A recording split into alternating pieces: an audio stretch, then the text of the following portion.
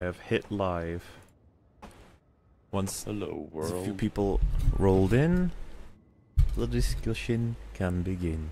Actually, I'm probably gonna How lit long my does it take? Huh? How long does it take for YouTube to actually tell me that you? I mean, I don't know. Oh, there we go. Didn't tell me, but first question. It was good. Was it good? It wasn't. It, Oh, it was. man. It was good. It's a statement, that one. Yeah, we'll let the viewers go up a little bit before I start talking about it. But I mean, you're on board with trying to do it scene by scene from what we remember, right? Chronologically? Yeah, and you know, doesn't have to be accurate. Just the best we can do. It's not hard because I Sure. know exactly where we begin anyway. It's the end of Ragnarok, isn't it? Yeah. That's quite interesting that they decided to skip the fight and just be like, "Yep, he got fucked." I mean, fuck. Or they. There's been plenty of fights in the film, isn't it? Yeah. But yes, hello everyone. I'm gonna be. This is obviously you're gonna be into spoiler territory here. So if you don't actually care to see the, I mean, it's in the title, right? I'm just warning because we're gonna want to go into everything. So hello there, welcome. We're gonna be talking about Infinity War, and it's I've just literally seen it. What, like just over an hour ago? And Fortea, you're even less than that, aren't you?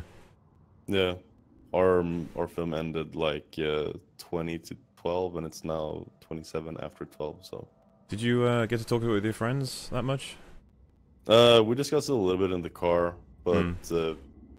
most of us just had melted brains. Basically, we mentioned cool scenes, funny scenes, nothing in depth.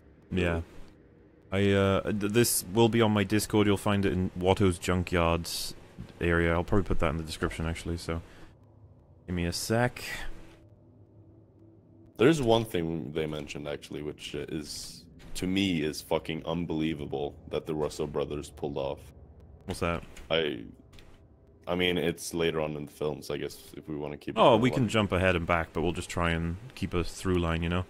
I'm I mean, curious now. the thing is, it's not a huge thing, but it's just one of those things that, yeah, they care so much about the universe. The fact that Red Skull was there. Dude, Alex said, "Wait, who was he?" And I was like, "The film we chose to watch."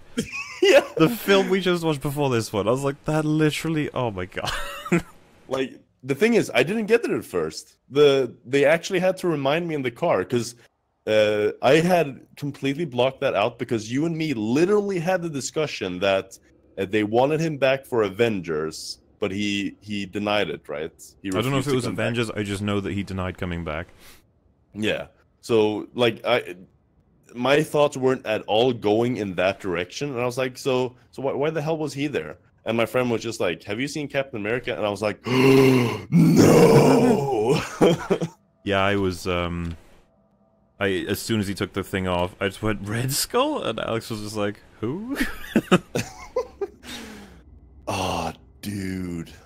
Like I was when the puzzle pieces like when everything clicked, like why Red Skull was there, I was just like, dude, like I literally had that reaction in the car on the way home, like like I just inhaled as if like out of breath. It was oof. So me and Forty are going to go through as much as we kind of want to talk about, and then we'll take questions because I don't want to involve it both all at the same time. It's going to be really confusing. So Yeah, it's gonna be a shit show. let's start with the first. Well, do you want to start with just a brief, strict feelings? How did you feel about the film as a whole?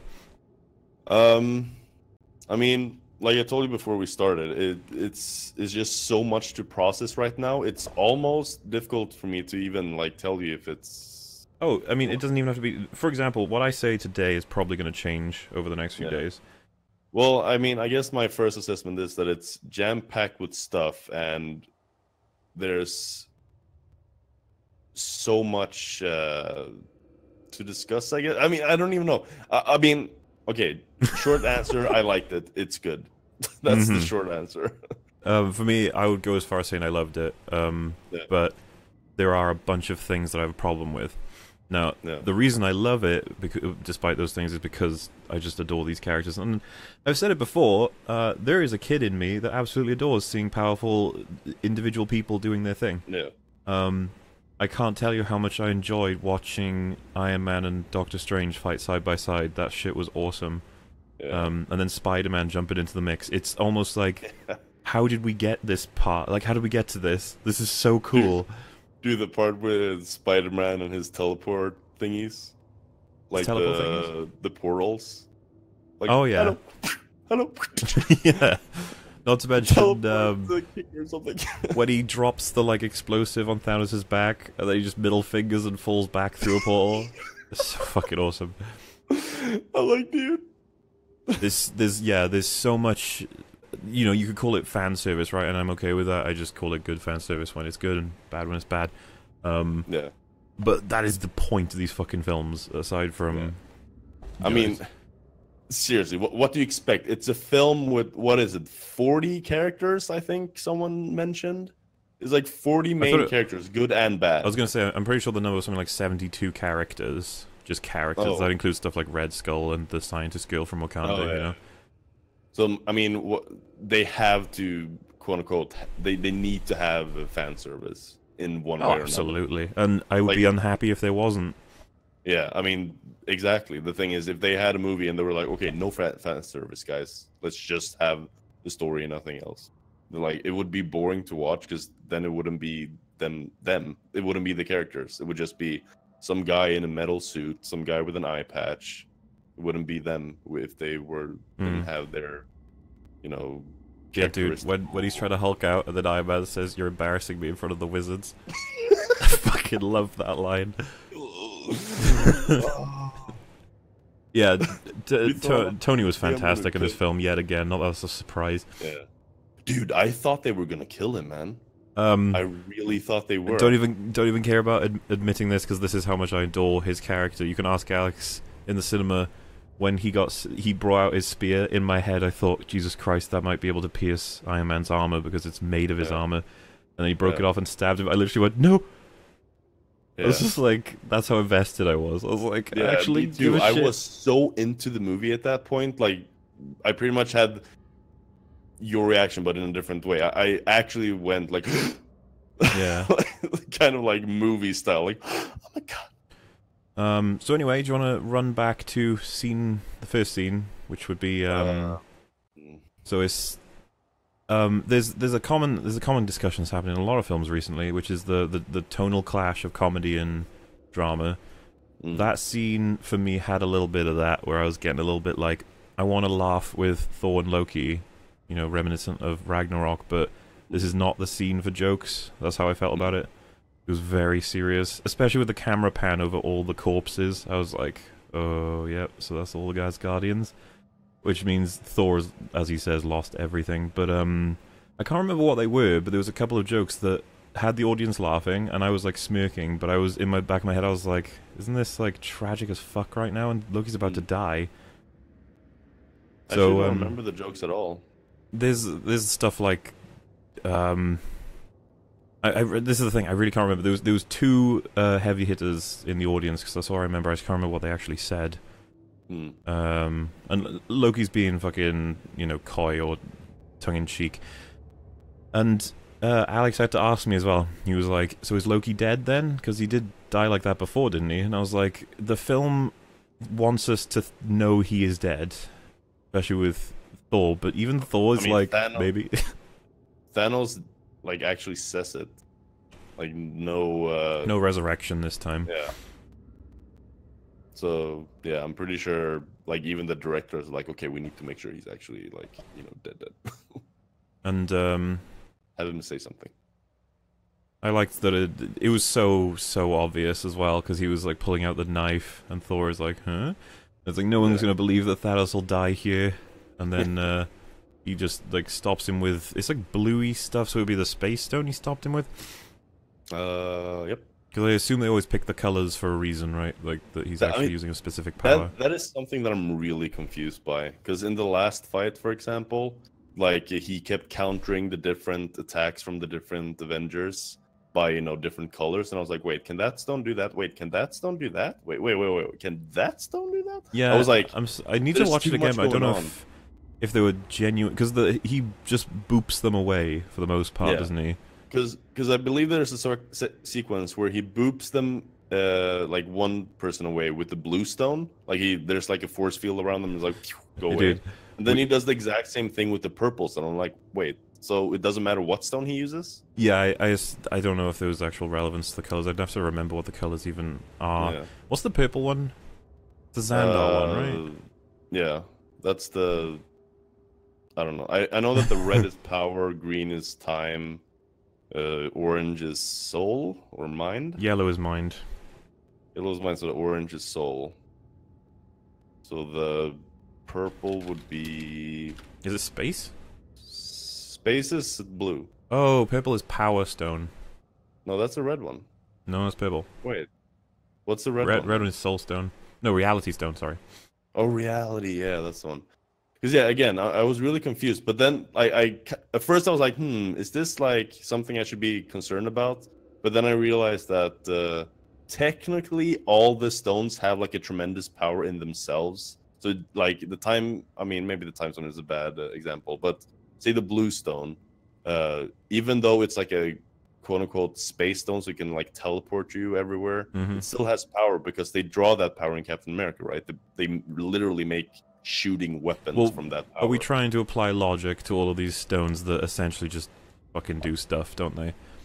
I mean, the stones themselves are made to break the universe. I mean, they made the universe, kind of, didn't they? Yeah, it makes sense to me. I'm just saying that, like, his glove... Yeah. You know, it's pretty hard to nail it in terms of rules, and I don't think if you scrutinize this film that you'll come up with a consistent set of rules. I think you'll have plenty of questions like, why didn't Thanos do X? Why did Thanos do Y? No. And that's an interesting aspect as well, that Thanos isn't really much of a super being without the glove. He's like, I mean, he is, but he could be beaten by Iron Man without the glove. Yeah. Potentially. Because, I don't know about you, again, we're allowed to jump forward, but did you, from the film itself, do you get the idea that he died at the end? No. I assumed he did. I mean, the thing is, I was really like, I was looking at his neck so hard because I wanted to see if like the blackness of his neck would start to like crumble into, you know. Oh, I didn't think that would pieces. happen. I thought he was dead from what Thor did to him.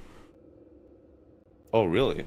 Yeah, I thought that what he did was take the wound, and then he said something like, didn't he say something like, you should have gone for the arm? No, you should have gone for the head, he said. Oh, the head, right.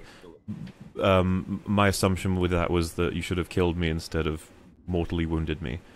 Yeah. And then he, like, falls back into the portal, and then goes to that sunset that he said he always wanted to see, and I thought that was them saying, yeah, he's going there to die. Which I don't really understand, because his glove clearly still works, and he has the time ability. I said this to Alex, like, couldn't he just rewind time, avoid Thor, and then click his finger, and then portal away? No. It's a bit weird on the rules. No. Then again, I don't know if maybe a way out of that would be that if he is casting the time reverse, then he would still be wounded, right? Because he's immune to whatever happens. I guess, yeah. So that might be a way to save that. I really liked what they did with the time stone, actually, because you and I both said that in the beginning of this film they have to like nullify the power of the time stone because it's OP, and instead of I mean, they did by well, apparently Strange took it out of the thing, right? Yeah. Well, I mean, what I was meaning to say is that they nullified it by being so afraid that Thanos would get it that they didn't want to use it themselves. So, is that good enough?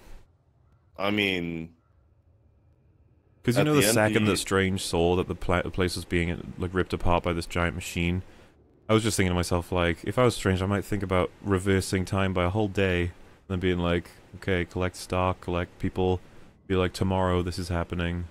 No, I don't know. Again, the whole time aspect is just really, I think you can delve into that like infinitely. You can just like, okay, so why doesn't he just, you know, after Thanos gets the fifth stone, or the fourth or something. It's like, oh shit, he's about to win. Let's just rewind again and try it again. I feel like there's a lot of so why didn't he just with this film, Yeah. and it's because of the raw fucking power of those gems or stones. Yeah. Like the reality one, for example, he makes a whole clone of himself that can actually be stabbed. You know, Yeah. like it's physical. I'd just be like, why isn't he just fucking booping clones everywhere, like Doctor Strange did to him, which was an awesome part, by the way. Yeah. There's lots of awesome shit in there. I like that. Yeah. Didn't he call him a wizard as well? He said you have lots of tricks, wizard, or something like that. Yeah. Really, I like that everyone keeps referring. It's good that Stark does as well, because obviously Stark is science, so he's just like, what the fuck is this shit? But yeah, I don't think we should dwell too much into the stones because they're like I said, they're literally made to break the logic, basically. It's just that they are kind of important because a lot of the drama in these fights depends on, you know, proper usage. I think they did really well, especially with how they nearly got it off him. Yeah. I liked the fact as well that they do they essentially imply that he can't power the glove or do a thing with the glove unless he makes a fist. I think so, yeah. And yeah, the cloak and stuff. Oh, I just want to put it out there as well. The comedy in this film, there's so many fucking hilarious jokes. Yeah. I don't know how Marvel do it. Yeah, it's so well made. And one thing that I noticed too is that it's not a lot of humor. There are some lines here and there are like some goofy stuff thingies, but there's definitely less jokes in this than there are in a lot of other films. I'd still assume that there's less in Civil War. Civil War always came across to me as the one with the least jokes. Yeah, maybe. Like it's I'd the say most... that this is probably on par with Civil War. Probably, yeah. Did you catch the you know how they usually do the like they play the Avengers theme and then they'll have a credit sequence that's all animated and interesting and stuff. This was the most morbid credit scene you've ever seen in Marvel. Yeah. Just white words on a black text flow. It was just like ooh. But and also there was no like pre-credits scene. There was only a post-credit scene. yeah, and by the way, one person in the entire audience that I was with left before the end of the whole thing. Yeah, pretty much the same thing for me. I was just like, why is that one person leaving? You're ruining it for all of us. And I'm guessing you caught it as well, but the end seems to allude to Captain Marvel. Yeah, definitely. So the prequel movie with her is coming out soon enough, and I'm sure it's going to set up what's going to happen and how they're going to undo this mess. Yeah, because her movie is released before the sequel to this one. So I definitely think, well, it's probably going to be an origin story, but then they're going to touch on Nick Fury contacting her, probably. Oh yeah, and there's probably going to be an after credits. No, there'll be a power she has in her film, and it's going to be applied to this tragedy, probably. That's my guess, anyway. Well, from what I understood from my friends, Captain Marvel is basically Marvel's version of Superman. She can fly, she's super strong, she has like a bunch of powers, but nothing like time thingies. Also, dude, when fucking Nick Fury got wiped out, you went, motherfucker. Yeah, I was just about to say that. Talking about fan service. And he knows what's happening, question mark? He's like, oh, it's this. It's the whole we get vaporized thing. It's like, wait, that's a thing you know about? Isn't the whole movie? Yeah. So, how did you feel about Heimdall being unceremoniously wiped out? I mean, it wasn't that bad because he sent Hulk back, which was it was good in terms of just that's something we know Heimdall can do. He grabbed the hilt of his sword when he did it as well. No. Though it makes you wonder if he could have gotten everyone out that way, just send them all. I don't know how it works. Yeah, I don't know. I mean, from what I understood, I mean, he even said it like, "Let me do this one last time." Like, I think he gathered all of his power to do that. Okay. So I guess he couldn't get all of them. He could only get one of them, and he chose Hulk. I guess I don't know. Yeah, because he needs the Bifrost to be able to like get groups of people. I don't think we've ever actually seen him do it with just him. No. And I think didn't Thor say something like bring me to Asgard when he was in Sakaar, and then he was like I can't or something. I'd have to check that scene again to see if there was reasoning for it, but Yeah.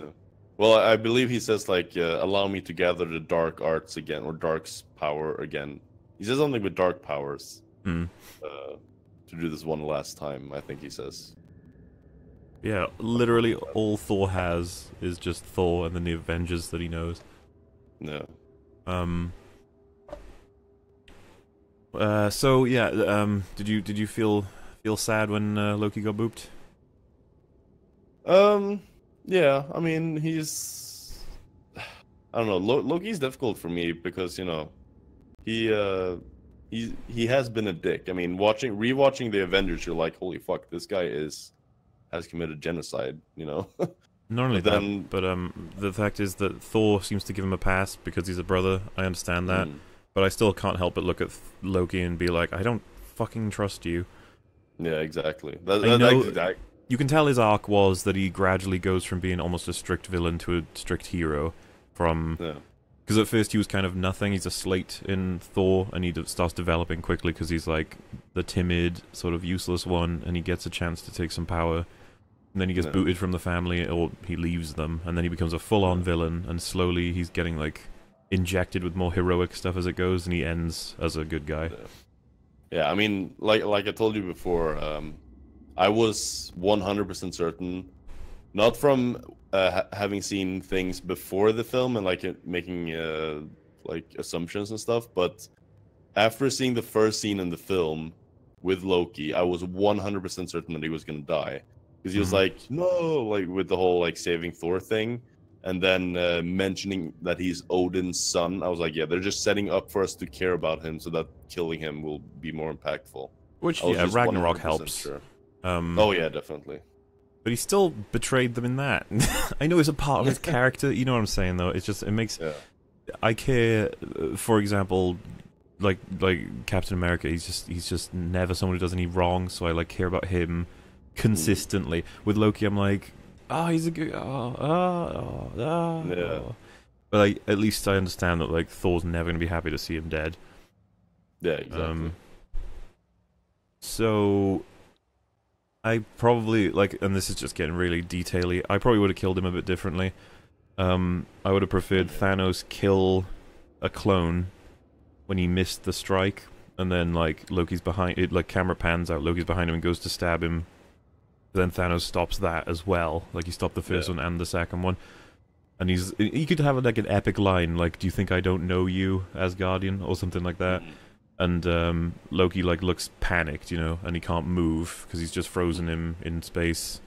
And then you know, kill him like that. So it's very clear that this is just never something that he's coming back from. But I don't know. I felt like it could have been clearer because I was just like, for myself, I was like, he's gonna be dead. But this film could do a better job of making that obvious because even Thor was like, I'm not even sure he is definitely dead. It's like, I loved his and Rocket's chat though.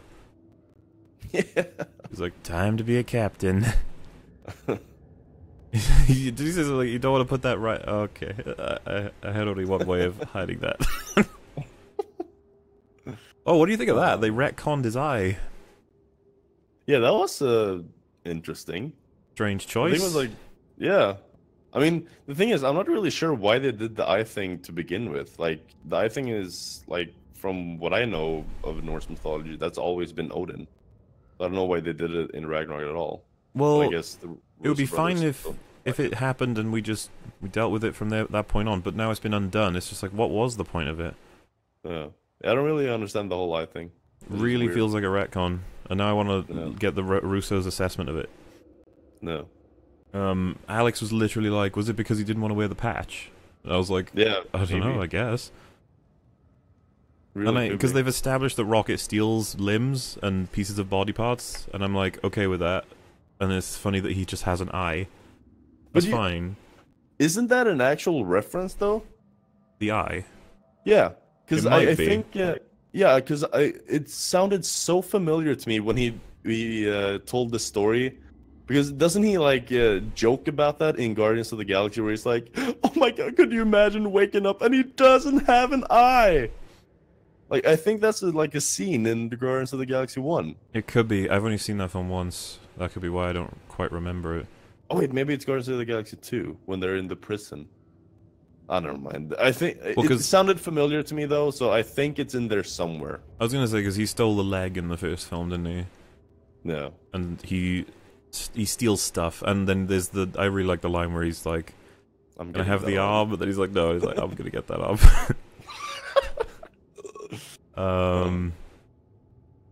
So yeah, that's that. Then Hulk gets sent down. The fight with Hulk was quite a good establishment of Thanos.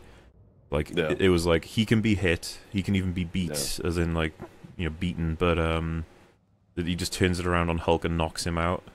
Yeah. And Hulk from that point is actually too scared to come out about it. Yeah, that I thought that was really interesting. At first I was like kind of like shying away from it. I was like, wait, what the fuck? Like why is this a thing? And then I kind of started thinking about it. I was like, I guess he's like ashamed for losing and scared. I was gonna say the most that ever happens to Hulk is he gets angrier and faster and stronger. Yeah, he's never actually well, Tony beats him, doesn't he? Well, they say that, but like they smash into a thing, and then Hulk see all the people running away, and he like he gets caught. He gets sucker punched by Tony then. Yeah, and it's not like he wants to continue that fight at that point. Yeah, then we go to he lands in Cabratage or whatever the place is called, isn't it? After Thor gets blown up in the ship, which as soon as I saw that, I was like, "Oh, that's how he meets the Guardians." Okay, I was wondering if he was going to get thrown out. I figured for definite that Thanos was going to grab him and throw him out of the ship or something. No. Also, I mean, that's kind of I do like that they explained why they were going there with the whole distress call. Yeah. Well, you mean the Guardians, right? Like. Yeah. Yeah, it makes sense. But I did feel that it was kind of like not forced, but it was kind of like okay, so they just happened to smash into Thor. There's like billions of people floating around. It's like, oh wow, they happened to smash into the one guy that's actually alive. Okay. Yeah, it sort of speeds it up, right? Instead of them scanning for life and then finding him and running over to him, it's just like, oh, fuck it. Because none of them. That's something that actually Alex picked up on. He's certain of this. I'd have to rewatch it myself. But he said that nobody ever says his name is Thor. Thor doesn't ever tell anyone that he's Thor. And then Gamora, after not knowing who the fuck he is, says, Thor, you need to know, blah, blah, blah, blah. And he said he was certain that there's just something cut out dialogue-wise where he says, I am Thor or something like that. I need to see it again. Because I actually had that thought, but I was just like, I must have missed it. I mean...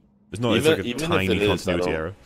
Yeah, I mean, even if it is, it could have just been something that happened off screen. I mean, I don't really care about that. Well, I actually asked if there was a time skip. I was like, I can't remember if the scene's all in one. And he said, no, it's definitely all in one. And I was like, okay. Oh, yeah, speaking of time skips, I actually thought that was... I mean, it makes sense. There's nothing special, really. But I thought it was an interesting detail that they mentioned that it's actually past 2 years since Civil War. Yeah, because Civil War and Ragnarok are supposed to be pretty much side by side. Yeah. Homecoming is between them and this film. I guess Guardians 2 is as well. But yeah, it's been 2 years. But they also just like touch on it briefly because I think Vision and Wanda, they say that like, oh yeah, we've been here for 2 years. And then I think Falcon says that, wow, you guys have had a rough couple of years. Yeah. There's like the only two mentions that it's actually passed quite a bit of time actually. Which means that Avengers have been separated for 2 fucking years. So this is like the first time they actually how do you feel? And Cap have been separated for 2 years. Just a number out of 100. How did you feel about the continuity of what happened in Civil War? What do you mean with like the 100 there? being the best and 0 being the terriblest? Just in terms of the echo of Civil War's events coming into this film. Oh, difficult question. I mean, maybe 1890. I think they could have touched on it a little bit more. I was going to say 1890, and it's mainly because they have Ross there, literally Thaddeus Ross. I was like, wow. And he's like, he's talking about the Accords and the effect it's had, and how even Rhodey is just like, all you did was label them as criminals. I was like, that was a good line. No. I wish they had more of those scenes because there wasn't that much of it. Yeah, the only other significant one was how he's like, call Cap, and then Iron Man's like, can't. Yeah. And then it's just like stuff's gone down, and he's like, Tony, this is the end of the world. Doesn't matter who you're not speaking to. I thought that was great, Yeah, but then obviously it gets cut yeah. off. But then one thing that I thought was kind of weird was that Banner picks up his phone, and like as if he knew that this is the phone to call Cap Well, you with. saw him pull it out, and Yeah, it was the reason why I probably let it slide is the fact that it's a fucking old ass flip phone. Nobody uses those. Yeah, I guess that makes sense. Just seeing something like that on the floor would actually probably raise my eyebrow. I'd be like, a flip phone. Yeah. Also, one thing that I'm confused about is was where Wanda and Vision was? Yes. Was Cap and those guys there also? Like, were they in Scotland just like... I think that Scarlett Johansson, sorry, says while they're in the spaceship, like going back to Wakanda or heading to Wakanda, or heading to the Avengers stronghold, whatever, she says, we're supposed to be, off the grid, but staying in contact, otherwise these things happen, or something like that. I think she has a throwaway line to just try and say that they weren't there, they found them, and they got there in the nick of time, I guess. Yeah. So how the fuck did they find them? Because Vision turned his thingy off. Oh, fucking, I don't think you really need an explanation for that, considering Wakandan resources. That's the fucking answer to all of this at this point. Nah, I guess that's true. And, yeah, who says he's off yeah, Tony says he's off the grid. Yeah. Because the Vision is supposed to be on Tony's team, isn't it, out of the split. Mm-hmm. But yeah, I really liked how Strange and Iron Man kicked off butting heads completely because they're both fucking alphas. Yeah. Like, from both of their films, Doctor Strange genuinely knows that he knows best, and Tony is kind of the same. Oh, that's a line I loved, by the way. He said something like, give up Stark or something like that, whatever, and then he says, you know me, and then he says, you share the curse of knowledge, or something like that. Oh, yeah. And I was just like, oh, great line, because the whole point of Tony is that he makes decisions based on what's best in terms of, like, the overall good, usually, and, it can be misguided and it can go badly, but the point is that that's exactly how Thanos feels what his decisions are. No. It's best for the world and no one understands, and just the fact that he'd have some kind of, like, camaraderie with him. Mm-hmm. Anyway, back to... The fight just breaks out. I don't know how you felt about it all, but I like the suit up once like Tony takes off his glasses and it just all starts to form around him. I was just like, oof. Yeah. Fucking man, epic. Yeah, and then there's just the combo of him and Doctor Strange. But Doctor Strange is fucking... They're good they got rid of telekinesis, dude, because he just kept stringing up Strange's arms, and it just made it so he couldn't do shit all. It's just like, please no. Who, by the way, I'm almost certain is voiced by General Hux. Really? I'm gonna check it now because I heard his voice so clearly in there. And if that's true, my god, that guy gets a lot of work. He's in so many films. Oh, and the Dwarf Man is in this as well. Yeah. Peter Dinklage. I was surprised to see that. Yeah, it really was. And it's very... I guess that's the problem with a film this huge. There's always going to be stuff that just couldn't have been accounted for. Because, like, who the fuck ever knew about this team of dwarves that the Asgardians got weapons from in exchange for protection, I guess? It was just like, okay. It's like, also they can make a weapon that can destroy... I think that is mentioned somewhere. I haven't seen the Thor movies in a while, but I think that's an actual thing they talk about. Well, how he got his weapon and stuff. My Thor knowledge is terrible, so... Yeah, same, but I think that's an actual thing, because it does ring a bell for me. Oh, I guess it isn't him then, because I just checked his filmography and it's not mentioned anyway, but... He had the British high, posh and high-pitched voice, and he was often whiny in different bits. I got a completely different perspective of him from the trailer. I was expecting that guy to be like Tywin style, where he'd be like deep-voiced, very careful and planning about what he says. Because, I really like the bit where I think Iron Man blasts the big dude at him, and he just wafts him away because he doesn't want to get hit by him, but he doesn't care about him. I was like, that's neat. Yeah, those guys were established as powerful in the beginning. They were like, yep. Yeah, like, I'm not a huge fan of how the big dude and the girl died. They both sort of just got, like, you know when he attaches the glove to him, I was like, oh, nice move, and it sends him up in the air, and I was like, yeah, that'll get rid of him. It's like, that killed him? Yeah, that kills him. I was really surprised by that. It's like, he's the last person you would expect to be killed by that shield, since those random dudes are getting through it. You'd think that he would just be able to, like, blast through it, because he's like the Hulk of Hulks, by the looks of things. But yeah, no, he just died. I was like, oh, wow. Yeah, every single one died, didn't they? Yeah, all 4 of them. Well, for all we know, because the other one was thrown at a wheel, and it's just sort of established, yeah, she's dead. I was just like, oh. I think a friend of mine said that she was like obliterated. You could see her body parts like. Oh wow, Carrie Coon was that Proxima Midnight? I'm assuming is her name, the one with the spear. I did like, oh dude, I had someone really annoying in the cinema who kept randomly making comments, and I was, you know, when he catches the spear, I knew from the trailer that was going to be Cap, and I was just like, yeah, there he is. And then the person next to me went, oh. It's like, Oh my god. what the fuck? got some Captain America hate. But yeah, I suppose it still benefited this film to have seen Black Panther, by the way, because of No. get to at least recognize all of the people. I did kind of, you know, I don't know how people are gonna feel about this, but like, I like the girl power trio when they fight in the other girl, the evil girl. It's like 3 good girls versus evil girl. Nothing to do with fucking feminism. It was just neat. It's like, we just like, it's okay just because they were girls. I mean, there's plenty of guys. I kind of feel the same way, but like about the Black Panther technology. Whereas, like, I appreciate the Russo brothers for, like, respecting the universe and being like, okay, we're gonna bring this into our film because it's a thing.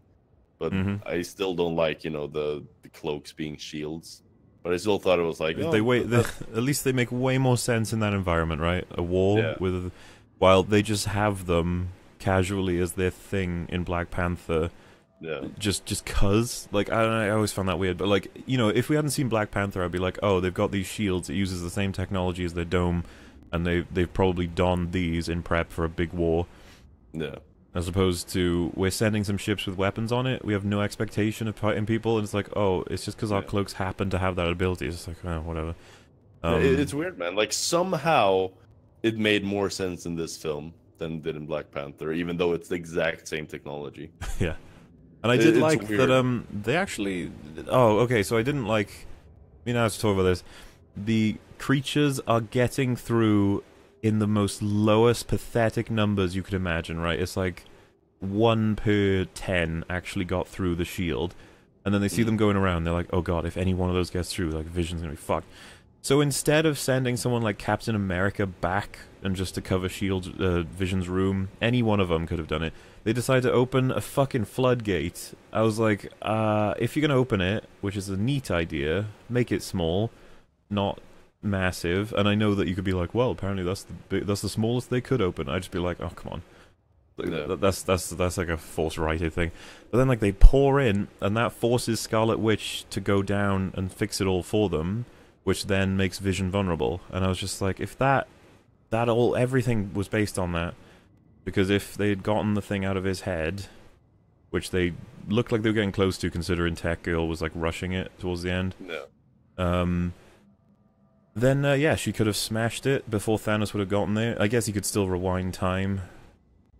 But then, see, the rules start to get weird, because if he rewound time by like a whole week or something, would he keep the gems and then generate new ones that were previously in places? Like, how the fuck does that work? But yeah, I do believe that that he's gonna be, because technically he is a robot, right? So I think he's gonna be fixed by Shuri in the next film. It's possible. I felt really bad when he went black and white, essentially. Yeah, that was actually pretty cool, because that another reminder that he's a robot. He's not actually a thing. Also, you caught his last line to her, right? He said, "I love you." Yeah. I thought that was quite sad. felt for Yeah, it there's a when he lot got of booped. emotion, though, man. Like Spider-Man's death scene. I was Dude, actually gonna say that shit was heavy when he's dying. I already thought to myself, they'll undo this because they're killing way too many characters. But when he dies in Tony's arms, I was like, oh my god, that's a fucking nightmare for Tony.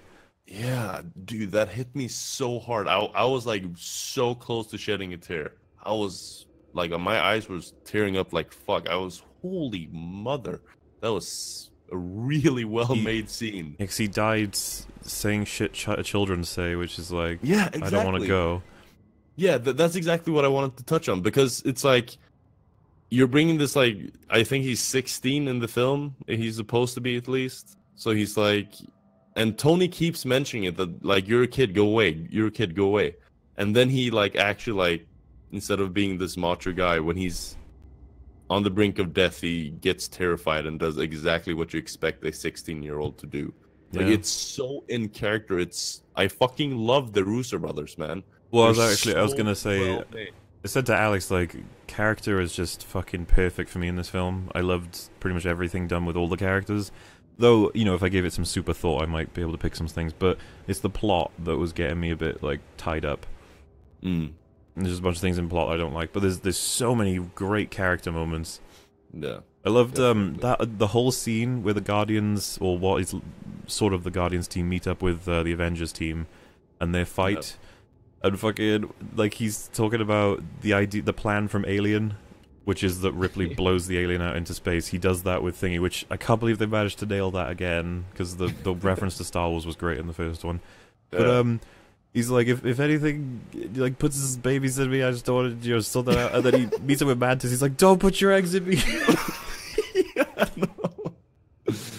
Oh, dude, when he's... I did find it a bit weird, though, that he used exactly the same line as in Civil War. You know that really old movie? Yeah. I was just like, okay, I know that, like, maybe... I think he might say the classic... There might be a slight difference, but yeah, he does sort of do the same thing. And it's probably because of the fact that they're trying to egg on the fact that he's young, and that's the whole point. I still love Spider-Man in these films. I still think he's my favorite iteration of him, but yeah, when they're trying to gear up in terms of, like, figure out where everyone is with Mark Ruffalo in the Avengers compound, and then they're like, where's Ant-Man? Then he goes, wait, there's an Ant-Man and a Spider-Man? Yeah. There's an Ant-Man and a Spider-Man? No, Thanos calls him insect. I was like, oh man. Yeah. That's rude. Dude, when they were having that fight and we felt like we were nearing the end of it, I was like, please, someone's gonna suddenly die. I don't want someone to suddenly die. And then it was Iron Man got stabbed. I was like, yeah. Yeah, dude, that was... Whew. I really thought they were gonna kill him there. Like, really. Alex was like, so I guess Iron Man's dead then, at the end of the film. And I was like, what do you mean? He's like, well, he's gonna bleed out, isn't he? I was like, no, he used his goo on it. He's like, what goo? And I was like, he, like, sprayed some goo. Like, he's fine. He goo sprayed, he's fine. But one thing that I was kind of confused about is that I thought that the, like, quote-unquote weakness with the gauntlet is that you can only use one stone at a time. But when he aims his fist at Iron Man, all the stones light up. And I was like, wait, okay. Because I thought that had something to do with how they were going to defeat him, like being, oh, he uses this stone, let's do all of this stuff. Like, I thought that was going to, like, end up being a strategy for them. Yeah. To counter his different stones. But then all of them lights up when he's about to kill Tony. I was like, okay, so that's... So, something that I really want to actually talk about, like I said, we're jumping around, but it's fine. I'm keeping track. We're just at when they enter into his donut ship, so we're fine. But, yeah.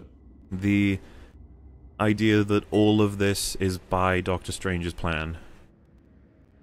Yeah, that was... I think that's a potential for why we shouldn't be worried that Doctor Strange has planned for all of this. No. Giving because one thing I don't quite like is the fact that he gave up the stone for Tony's life. I was like, why would he do that?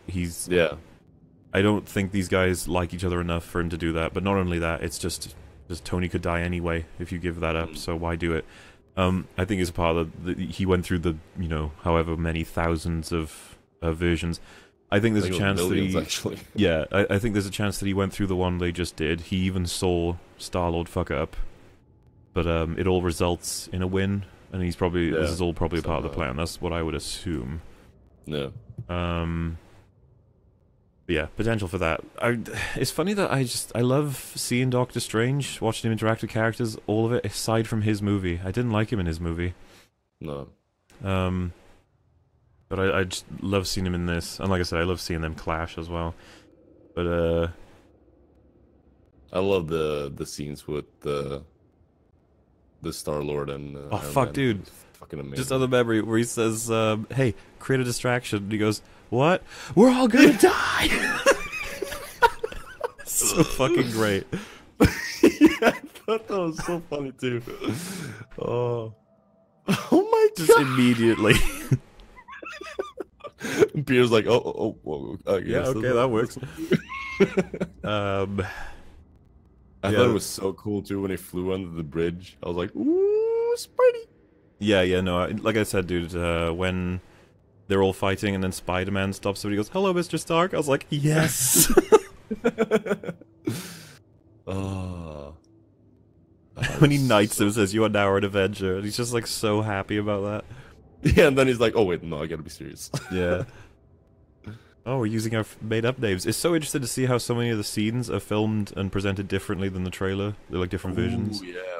That was really... I actually thought about that a lot. Like, I was like, okay, ooh, that's a scene. Wait, but they cut out, like, the beginning part of that sentence. Hmm. It was really interesting to see.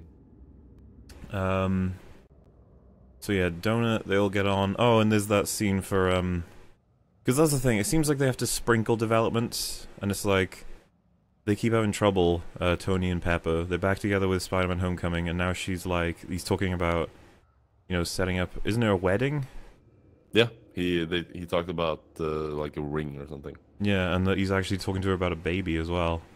And then she's like, you're not on that ship, and he just loses connection with her, and it's just, you know, that realization is like, he can't not, he has to. Yeah. And it's small, but it's great, because it's just, you see a realization in his face where he's just like, yeah, I'm on the ship. Yeah, exactly. I had to be on this ship. What choice do I have? Mm-hmm. So yeah, that all happens. And the Spider-Man scene where he's like, how can I be the neighborhood spider if there's no neighborhood? yeah. That doesn't make sense, but you know what I mean. Because Tony just gives him a look like, what the fuck? Oh, I love the Spider-Man character. Oh, and it's funny as well, because I'm such a, like, I love being surprised with things that make sense. When he's like, when the ship's going up into space, I was like, Spider-Man can't survive. He's gonna fucking be like, there's no way he gets out of this. And then he's like, activate 17B, and I was like, what is that? Like a fucking support for Iron Man or something? And then it just attaches it to Spider-Man. I was like, oh, of course, he has the metal suit in this film. I was like, oh my god, that of course would have oxygen or whatever in it. Yeah, I remember, like, when that scene happened, I actually went like, ooh. In the movies, I was like, oh shit. Oh, dude, his really spider didn't see it legs. coming, but it's so obvious when you see it, right? The spider legs were so useful in so many parts of that film. Dude, I from what I understood, that's like a reference to, like... What's the Iron Spider, right? I'm pretty sure that's like an actual gear. Yeah, I think it's a thing. I have no idea, unfortunately, but I believe that's like a thing that he or something has. Yeah, if you literally Google Iron Spider, there's loads of art of him with the legs. Interestingly, there's 3 in most of it. Like as if I guess there's usually 3. I think it was like 6 in the film, right? I thought it was creepy. It is kind of creepy, but It looked too much like a spider. so useful. Oh yeah, definitely. Made great use of it in the film, so it's not like it's like, oh, forced in there, blah blah. Shut the fuck up. Yeah, apparently in 616. So By what the way, happens then? Random question: is 17 a like reference to something? Because the section they open up in Wakanda is 17 as well. I haven't thought about that. I think I know there's like a thing in Disney movies where they have, I don't know if it's 17, but it's like it's a section of Hollywood, like the part of Hollywood where they like open up Disney or something. Disney's first film is like the studio where it's all began. It's like it's always a number that you see in films. I'm not quite sure if it's 17 or if it's something else. Yeah, that's fair enough. Did you like in the opening credits where it did Marvel Studios and it changes the I and O to 10 because of the 10 years? Oh, did they? I missed that. Yeah, they did. When I saw it, I was like, 10 years they've I do printed like this. the end though, where they go Avengers Infinity War and then it just like crumbles like the people did. Yeah. No, That's the fun. ending is really somber. And I Mm. know that the directors must know that we know that all those characters want to stay dead. Yeah, exactly. For example, I said there's a Spider-Man Homecoming 2, and Alex was like, oh, it could be a prequel. I was like, they've done the prequel. Like, this not going Yeah. to be a prequel. It'll be a sequel. We're just going to have Yeah, to I wait. wish I didn't know all of that. Like I like metadata. I really wish I didn't know all of that stuff. Yeah. Well, And like as soon as Black Panther disappeared, that's when I knew it was not a real thing. I was like, you can kill Winter Soldier. That could happen. But, yeah. you can't kill Black Panther because he's hot off the presses right now. He's the most money-making one. They're of course going to make another Black Panther. Yeah. And I Um, mean, the thing is, speaking of metadata, I don't know if you want to know this, but I'll just say that there's been like photos leaked from sets that kind of doesn't explain what the next movie's going for, but it's like kind of hinting. So yeah. yeah, I'll probably... Which, I mean, if it becomes yeah. relevant, say, for example, I say, I'm pretty sure this has happened, then you go, probably not because of this. That's cool, but you may as well not just, like, blurt.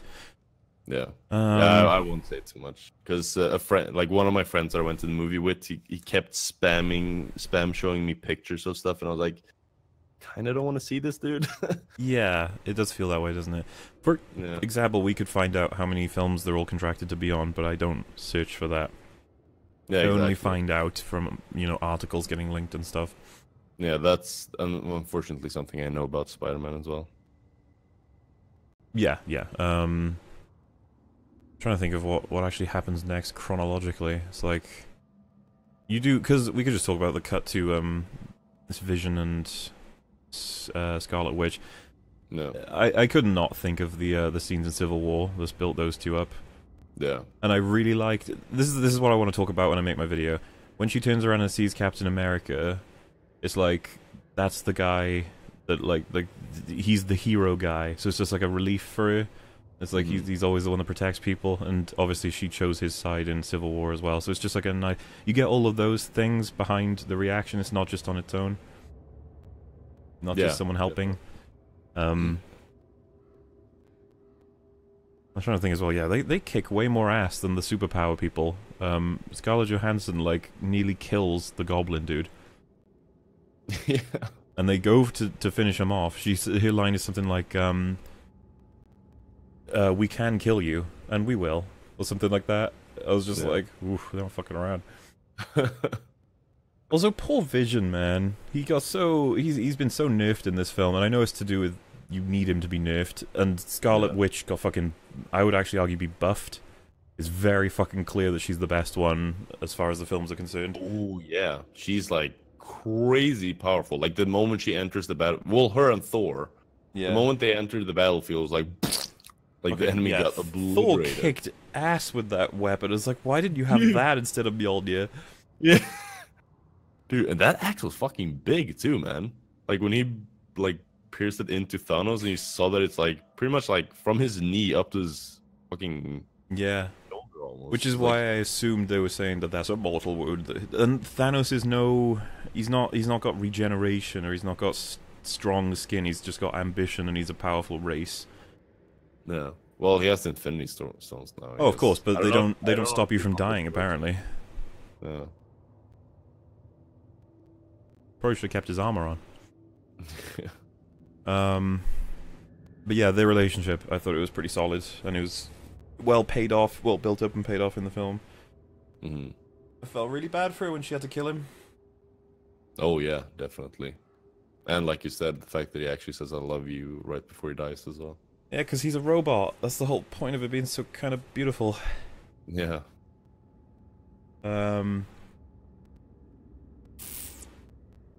Yeah, when he got stabbed, I was actually legit surprised in their scene where he's saying goodbye to her, or she's going to like a train station or something. No. That cuts they're like having to like maybe I'll stay with you. It's like whoa. Yeah. That also they kind of had like a throwaway line. I'm not sure if it was explained a little bit more later on if I missed it, but it was like he was like, "Oh, this thing pierced me and it's not allowing me to phase." Yes. And he's like, how's that possible? And he just says it's not supposed to be. And I was like, Yeah, and of what? course, because all you need to do, isn't it, is phase and then just float away and you'd be fine. Yeah, It's like, yeah, exactly. they make it so that you And can't. yeah, they don't explain it. They just say that, okay, this is a thing now. Deal with it. And I wish they would have maybe elaborated more on that. Maybe saying that it's a this and that I kind of figured they weapon. were going to make it the whole, you know, his gem was like doing weird things. I thought it was just going to be like he's just nerfed because his gem is acting up. Yeah, maybe. But I mean, like, at least that would have made a little bit more. I mean, it's not that it doesn't make sense. It's just I wish I had a little bit more to go on than a line, basically. It's not supposed to be. Like, what does that mean? Does that mean that they have better tech than we do? Does that mean that it's, you know, magic? Like, why? Why is it not supposed to be that way? yeah, it wasn't. This is the thing. I would go as far as saying that Civil War was better than this film, like writing wise. Yeah. But this film has so many payoffs and so much nerdgasmy stuff. Oh yeah. And this is the reason why Captain America, for example, the first one, you know, like how me and you felt like there really isn't much problems in terms of writing, but when you really well write a film that can only do so much, it just doesn't hit those notes. So you're just like, yeah, okay, No. that was But I good. mean, the thing is, a lot of people coming into this film was like, okay, this is gonna be so hard to like and so hard to, you know, watch because there is a bajillion characters in the film. Yeah. But like take that concept and just look at what they got out, like what the result of the film was. Like they took something with like maybe each character had just a couple of minutes on the screen in total. And like this came out, the incredible character building and story. Sorry, I just caught Bio's comment. He's right. The two things that were said, as far as I know, I haven't seen actual quotes, but the Russo brothers did say that this is not a this is a one-part movie and then another one-part movie. There's no like, it's not like a two-parter, and it's like it's clearly a two-parter. Yeah, I mean, yeah. There's no way around that. It's a cliffhanger I've never seen before in Marvel films. That's a huge cliffhanger. Yeah. And I was saying to Alex, there'd been only 5 years to wait before we see how this all concludes. Jesus. I mean, my guess is, and I'm pretty sure there's a lot of, you know, geeks out there that can confirm this, but my guess is that all the people who died to the gauntlet, like the dust deaths, all been sent somewhere. Yeah, no, not sent somewhere. I think it's. I mean, maybe, but I think all of those deaths are going to be restored. So you know, half of humanity is going to be restored. The deaths I think that are permanent are going to be people like Loki and Gamora. Yeah, Loki, Gamora, and I don't think the Vision is dead. I think he will be. You know, that one's 50-50 for me. But I can definitely see the logic that he could be repaired because he is a robot. Yeah, it just depends how important that gem is. Yeah, they did mention that you know he can't live without the gem. That was actually a line that was said. So you say he can? He can, yeah. He can. Yeah. I was gonna say it's pretty obvious because they were trying to detach him from the gem. Yeah. And they said that he will still be the Vision, the best part of him. Oh yeah, didn't they say something like one thing fucked could fuck everything up? That's the line she did have. She said like if you fuck one of the connections, it could just cause a massive. And obviously the connections were fucked when he pulled it out of his head. I mean, yeah, but I think what that line was more referring to the fact that she will need a lot of time to fix this. So now when they technically don't have a time pressure anymore, because I mean, the climax has already happened. I think maybe like with enough time, you know what? Yeah, restore everything. Russo brothers are apparently working on an Avengers movie for 2019, so it's just going to be a year from now. Yeah. Which is fine. I can deal with that. gimme. Yeah, so... Russo brothers so good, man. Fuck. Yeah, I was gonna say, you have to... This is something me and Alex are talking about. As much as you can definitely pick up on problems in this film, absolutely. It's such an impressive achievement. Yeah, it really is. To make a cap off to, what is it, 18 other movies? Like, I know there's not a cap off to all of them, but there's so many references, it's insane. So many things that you could be like, oh yeah. And it's just like, yeah. Oof. Again, like, my hat's off to fucking Russo brothers. They're so invested in the universe. It's absolutely amazing. Like the fact that they even brought Red Skull back. It's like it's nothing we've thought about. And you know, with the whole like you said that he was supposed to come back for another film, but he said no, and then he actually comes back for this. Like, well, Alex was saying he referenced that, and I was like, it might be that he's just entirely CGI and he's just done the voice. You never know. Yeah, I mean, yeah, that's what I think, because the main problem was the makeup, right? So he maybe he said, well, I'll come back if you know CGI my face. Oh, And you know, it's just something that made me think of. I think they went a bit overboard with Thanos' tears in when he kills Gamora. I know that they wanted us to be like, he is sad, but there's like 3 different close-ups of a tear going down his face, and I was like, you only need one, and it needs to be subtle, I think, because of the kind of person Thanos is. But they do it a few times, and I was like, okay, film, I understand, I get it. Yeah. And it was, I still felt bad for him, by the way. That was also one of the scenes where I was like, yeah, she's dead, 100%. Oh yeah. Like as soon as he said, you need to give away something you love. And with the whole, by the way, teasing of him, you know, grabbing I immediately in my head was like, if I was doing this scene, I would have her be in I would have her gloat because she knows there's nothing he loves, and then there's the twist, and that's exactly what she does. Yeah, I saw that twist coming as soon as he said something you love. I was like, wait, what does Thanos love? Oh yeah, because we've had. And then you have the thought, gee, lucky he brought her down with him instead of like random subordinates or something. Yeah, that was kind of convenient. But I wonder if Gamora is the only one he loves, because he does say that he lost everything in the end, right? Yeah. And so I guess he doesn't love the blue Thanos is something that we need to talk about a lot. I'm going to try and delay that a little bit so we get further through other bits of the film. But yeah, I really loved when Nebula basically crashes her ship into him, jumps out, attacks the crap out of him, and the first thing she aggressively says is, "Where is Gamora?" I was just like, oh man, because she knows that Gamora just sacrificed the planet to save her, or the universe. Yeah. Mm-hmm. Which you gotta appreciate, because Nebula was a bad guy. She's another bad guy turned. Yeah. Which is... Oh, there's so much shit going on, dude. Yeah, that's the thing. There's so many storylines, like, that all clash together, but it's so well made, and it's just like, oh my god. Oh.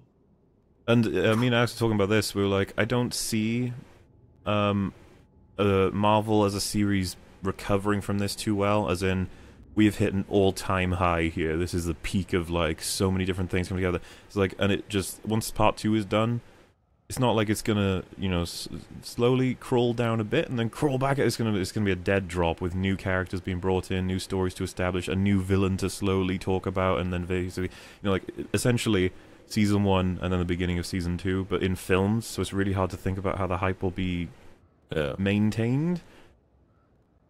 That's an interesting thought, actually, because this has been a 10-year TV show, kind of. Like, they've been teasing, the Infinity Stone there, like in what is Avengers, and then that Infinity Stone, and that Infinity Stone, and now 10 years later, here's the climax. Oh, and you got the obvious reference when Iron Man is... I think Bio's been sort of making comments about this as well. Don't want to take it away from him, but in Age of Ultron, where he has the vision of everyone being gone, essentially, and that's where Tony is right now at the end of this film. Oh yeah. And I think it was perfect that they have Spider-Man in his arms as the last person to go, because it's obviously he's kind of... Where Doctor Strange is like, who is this kid, your ward? It's like, no. But it's kind of like, yes. Yeah. Fuck, man, that was such a good scene. And it wouldn't mean as much if it wasn't for... Homecoming? The character building. I was going to say, you got it in Civil War, like a taste, and then Homecoming, there's a whole bunch of scenes you could reference. Yeah. And then, yeah, they have that as a payoff. And, yeah, I loved everybody in that. Like I said, the scene where they meet up and they all clash together, there's a lot of... The Russo brothers, I think I said this in Civil War as well. Oh, it's obvious in Civil War, but in this film, they have a really good idea of taking care of their characters in fights. Making them... like, if you said, for example, how in the hell... does Scarlett Johansson counter anyone? And like every fight she's been in is always like oh yeah, no, yeah, oh yeah. It's like she managed to injure the shit out of one of those, Black Order people because she used their own weapon on them. It's just like, yeah, that's always a good way to injure a person, is to use their own weapon, because it's going to be as powerful as their own armor, usually. Yeah, exactly. Um, So where are we in the film right now? we got I think past them I think we're rescuing only like Vision. a tenth into the movie or something. Oh yeah, This movie was really long. It was so much stuff. Drax again stealing the show, sort of. Dude. He's so fucking funny. How long Yeah, have you been standing there? An hour. Drax was the funniest thing in the film, and I think, because he had so many lines that were just meant to be, you know, funny lines. It was just like fantastic. they went full on Drax. Like he was the comic relief of the film, like almost entirely by himself. Yeah, and they still maintained his same reaction. Because this is the thing, he's not grown as a character, quote unquote. Like, you know, I would probably argue at all. He's exactly the same as we met him in Thingy, other than he cares about these people now as well. But remember when he first saw Ronan in Guardians of the Galaxy, and he's like, you know, fucking revenge for my family, and runs it in. They actually have like a proper fight, don't they? He does the exact same thing when he sees Thanos, because isn't it? I'm not sure how the hierarchy works, but was it Thanos had Ronan kill his planet and family, or was it that Thanos? I think so. Yeah, I'd have to watch it again, but yeah, you know, there's the he does that. Do you like the part where fucking it's just loads of references to Star-Lord wanting to be leader, but he's just not? Like he does the everyone halt, and they all just slowly walk past him. He's just like, for fuck's sake. Oh man! And when he made his voice deeper. Oh god, that was so good. Voice. Are you mocking me? Are you mocking me? Oh my god, every time... I can't believe it worked for so long, but every time Thor called him Rabbit, I was laughing. Yeah, Rabbit. Rabbit? One thing that I did find kind of weird was with reviving the star. Like that teeny tiny ship is strong enough to power the entire like fucking wheel that powers the star. Oh, you're saying because Thor gets it going with the ship being propelled or whatever? Yeah, but after being propelled, it stops, right? And then it's just like the rockets pushing it. Like after Thor gets a leg grip on the like metal thingy, the whole thing stops, and then it's just the thrusters of the ship that's powering. I thought it was that he just had to jump start it and then it was good. Yeah, I don't know. It just felt weird to me. That is like this teeny tiny thing. Yeah, no, that's fair enough. Like I said, man, this... You know, like with Civil War, when people would be like, this thing annoyed me, I'd be like, I've got several arguments prepared, but with this film I'm mostly just like, I have a lot of my own issues, actually. Yeah. But again, the biggest counter to any singular issue you can find with Infinity War for me is the fact that they actually managed to create this thing. This is insane. Just the fact that it exists alone is amazing to me. Yeah, I think very few directors out there could have done a better job at this. This is, I mean, like we said, it's not flawless, but I would almost call it a masterpiece, man, because this is hard to do. Actually, difficult. Let's have a look at what the definition of a masterpiece even is, because I think it applies, because masterpiece doesn't mean flawless, right? I actually don't know what the definition is. Yeah, there you go. A work of outstanding artistry, skill, or workmanship. I would definitely say this film is a outstanding piece of workmanship. Yeah, definitely. Very few people can accomplish what they've done. I mean, I don't want to make the obvious reference, but hand this movie to Rian Johnson, and no, characters would not exist. You know, the Spider-Man dying scene would have probably been like him flying off into space or some shit. Oh, it would have been... You're gonna piss off my chat now. Like, fucking Rian Johnson! The Last Jedi was a terrible movie. That was amazing. So, sorry, I caught one of the people there. Because Hugo Weaving plays the Red Skull. He might not have been the voice of him in this, apparently. Ross Marquand? I was unaware that they would have changed it, but I'm interested to see what...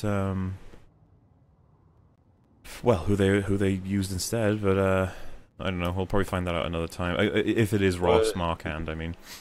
No. If that's his name. Does it say that on IMDb? I just checked Ross's thing, but it didn't show up. But then again, I looked for Red Skull and the entire cast and crew, and I couldn't find it, so it might not just be there. Because it's kind of, it's a very, very quick cameo, isn't it? So it might not make it onto lists just yet. Oh, that's such a fucking cool thing. What, Red Skull? Yeah. Because I mean, like, Alex was like, it's cool he's there, but like, what the fuck sent him there and why? And what is he gonna do? And why does he... You know, there's a lot of things you can ask. You can be like, so, Red Skull says, I was essentially sent here, cursed to not ever wield that which I, you know, ended up here for, or something like that. And you're like, okay. So, are you he's like... some sort of weird ancient kind of fella now. Yeah, he's like a well, yeah, like a representative of the planet. Yeah, and he talked as if he's been there for like hundreds of years. Like, as if time passes differently on that planet or something. Because he talked like, oh yeah, I remember when I had the thirst for the stones, blah, blah, blah. Like I had the, like this and that. And I was like, what the fuck, how long have you been here? Captain America was like 10 years ago. This is only 7, right? It came out in 2011, but yeah, we got, you know, it's just like, what is his deal there? And I know it's a moment of just, you don't need to ask that. And you're like, I know. Yeah. It's just weird. And, you know, we're not too far away from it. It's written well enough, right? But you're not too far away from him walking up to that thing and him going, the only way to get the stone is to throw Gamora down there. It's written in this tablet. It's like, wow. Lucky you got to Gamora. It's like, yeah. Because it makes sense. Because this is the thing, right? He doesn't torture or hurt her at all. There is a definite angle there that he actually would never want to hurt her. Yeah. Because the way he gets his information out of her is torturing a friend or someone she loves as opposed to her. Yeah. So I think it's consistent enough that Thanos would actually just keep her by his side because why not? It's just a little bit convenient. It's like, of course. Yeah. But doesn't... it's not related to this, but doesn't Red Skull say something like... that he has become the messenger of this place because and he can only like retell the like how to get the thing that he could never get himself. Something like that, yeah, like he's kind of like a curse. Yeah, so he kind of implying that he doesn't love anything, that he's, you know, he has nothing to live for technically. He had his, you know, thirst for power, but even that has gone away for some reason. Yeah, where were we? It's hard. I was gonna say we would be near-ish the scene with like Ross and those selection of people, and Ross has a line. He says something like "the world is on fire," which is enough to imply like they're not going to get in the way of people. But he does say arrest them to thingy, and then he just says he just knocks the call off, which, you know, immediately after that they get involved in what is essentially World War III with the universe. So all I think I would have wanted was one scene with the government and what they're gonna do in reaction to all this shit.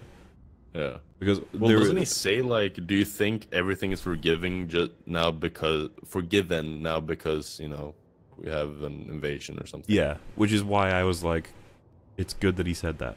Because it's trying to say the things that happen in Civil War do matter, okay? Yeah. We're not just going to throw them away just because we've got a new thing.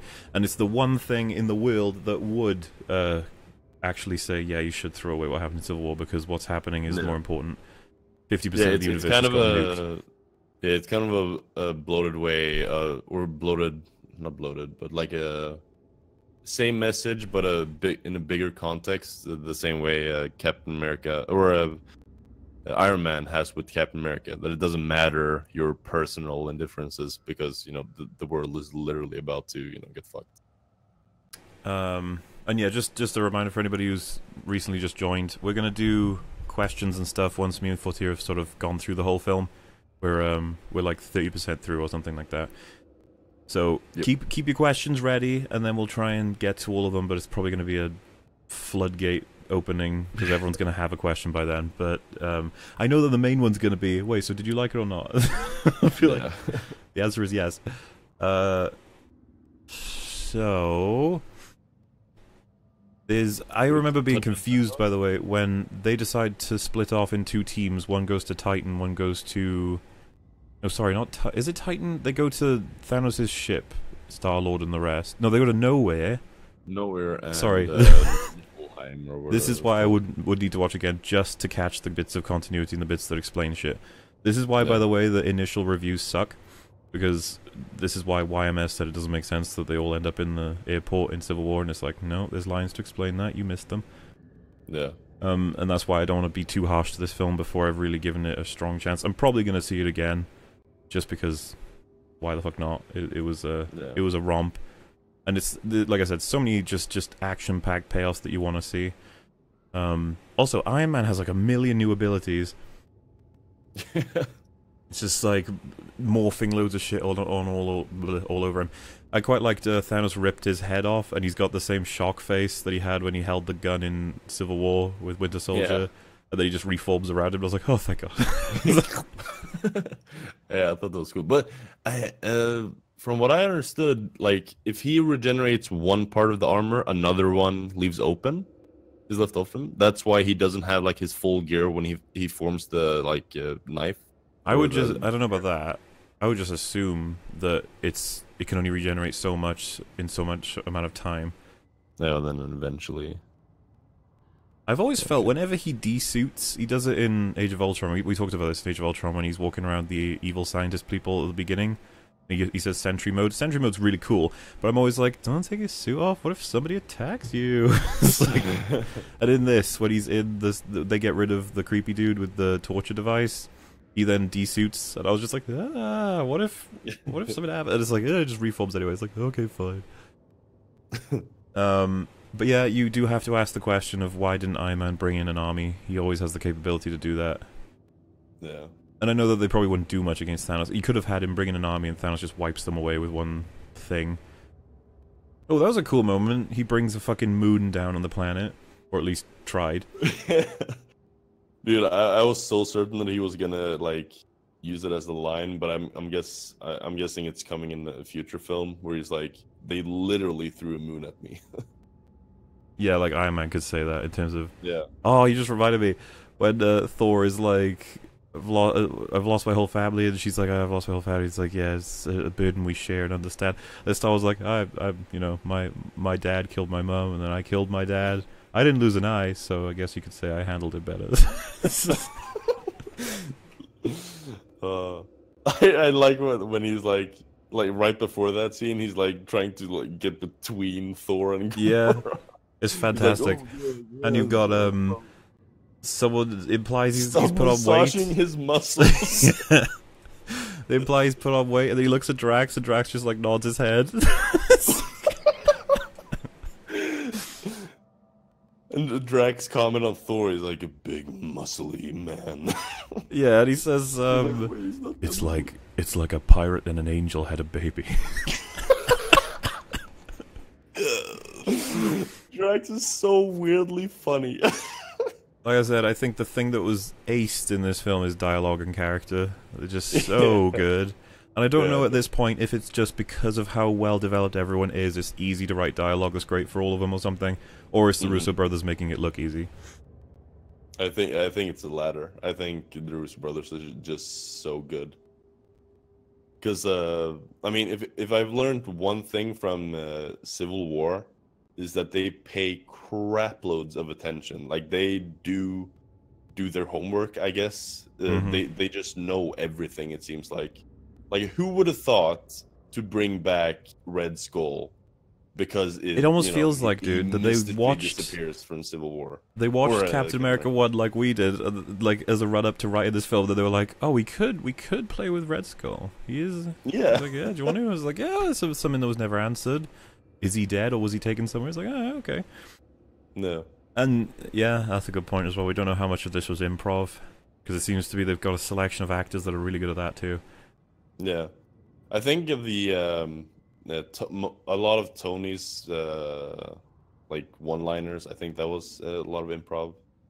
I think a couple of them, like there's an obvious comment to make, and he kind of makes it, and then he like kind of makes it his own. Oh fuck, the line from Tony, I just remembered. There's so many good lines in this. When Spider-Man's like, what's going on? He's like, a giant alien is trying to steal some jewelry off some wizards. It's like, oh god, thank you for that. And then later on he's like, okay, that's a wizard. He's like, I'm on it. That's the wizard, go get him. Oh, it's so good. Well, that's the thing, man. I was just like, oh, give me more. I want some more hours with these people. They're so great. Yeah. But dude, this was a long It's like they did a Civil War, but they extended it. It's like a really long film, which I guess is why it's It so it probably exhausting to feels watch. like the longest one. It might be in timeline as well, but it must feel like the longest one because there's just so much information to process, like we said. Oh yeah, definitely. Um, It's like physically a long film, but it's jam packed with stuff. So and it this is the makes thing, I'm already confident that I can argue for why there's so much quality in this because there's just so many character references. Oh yeah, definitely. Obviously, plot takes a hit. I would never deny that, but characters first for me anyway. As long as you, Yeah. it's the fucking bedrock of Marvel's endeavor, if you will. Yeah. Which puts us... I'm trying to think of the actual different groups, and then what scenes make them get from different places. It's funny when Thor has his hammer and he comes down to Earth, and Bruce is like, "Oh, you guys are fucked now." Oh, yeah, definitely. I like that he's got Groot and Thingy with him as well, because it's just this... We're getting just bombarded with this, like, oh my god, that's where he's from, that's where he's from, he's together with them, and they're surprising all the known Avengers with these new people, and it's just like, oh! I love the Thor line as well, like, "This is my new friend, Tree." Tree. He's like, "I am Groot. I am Captain America." Yeah, he says, I am Steve Rogers.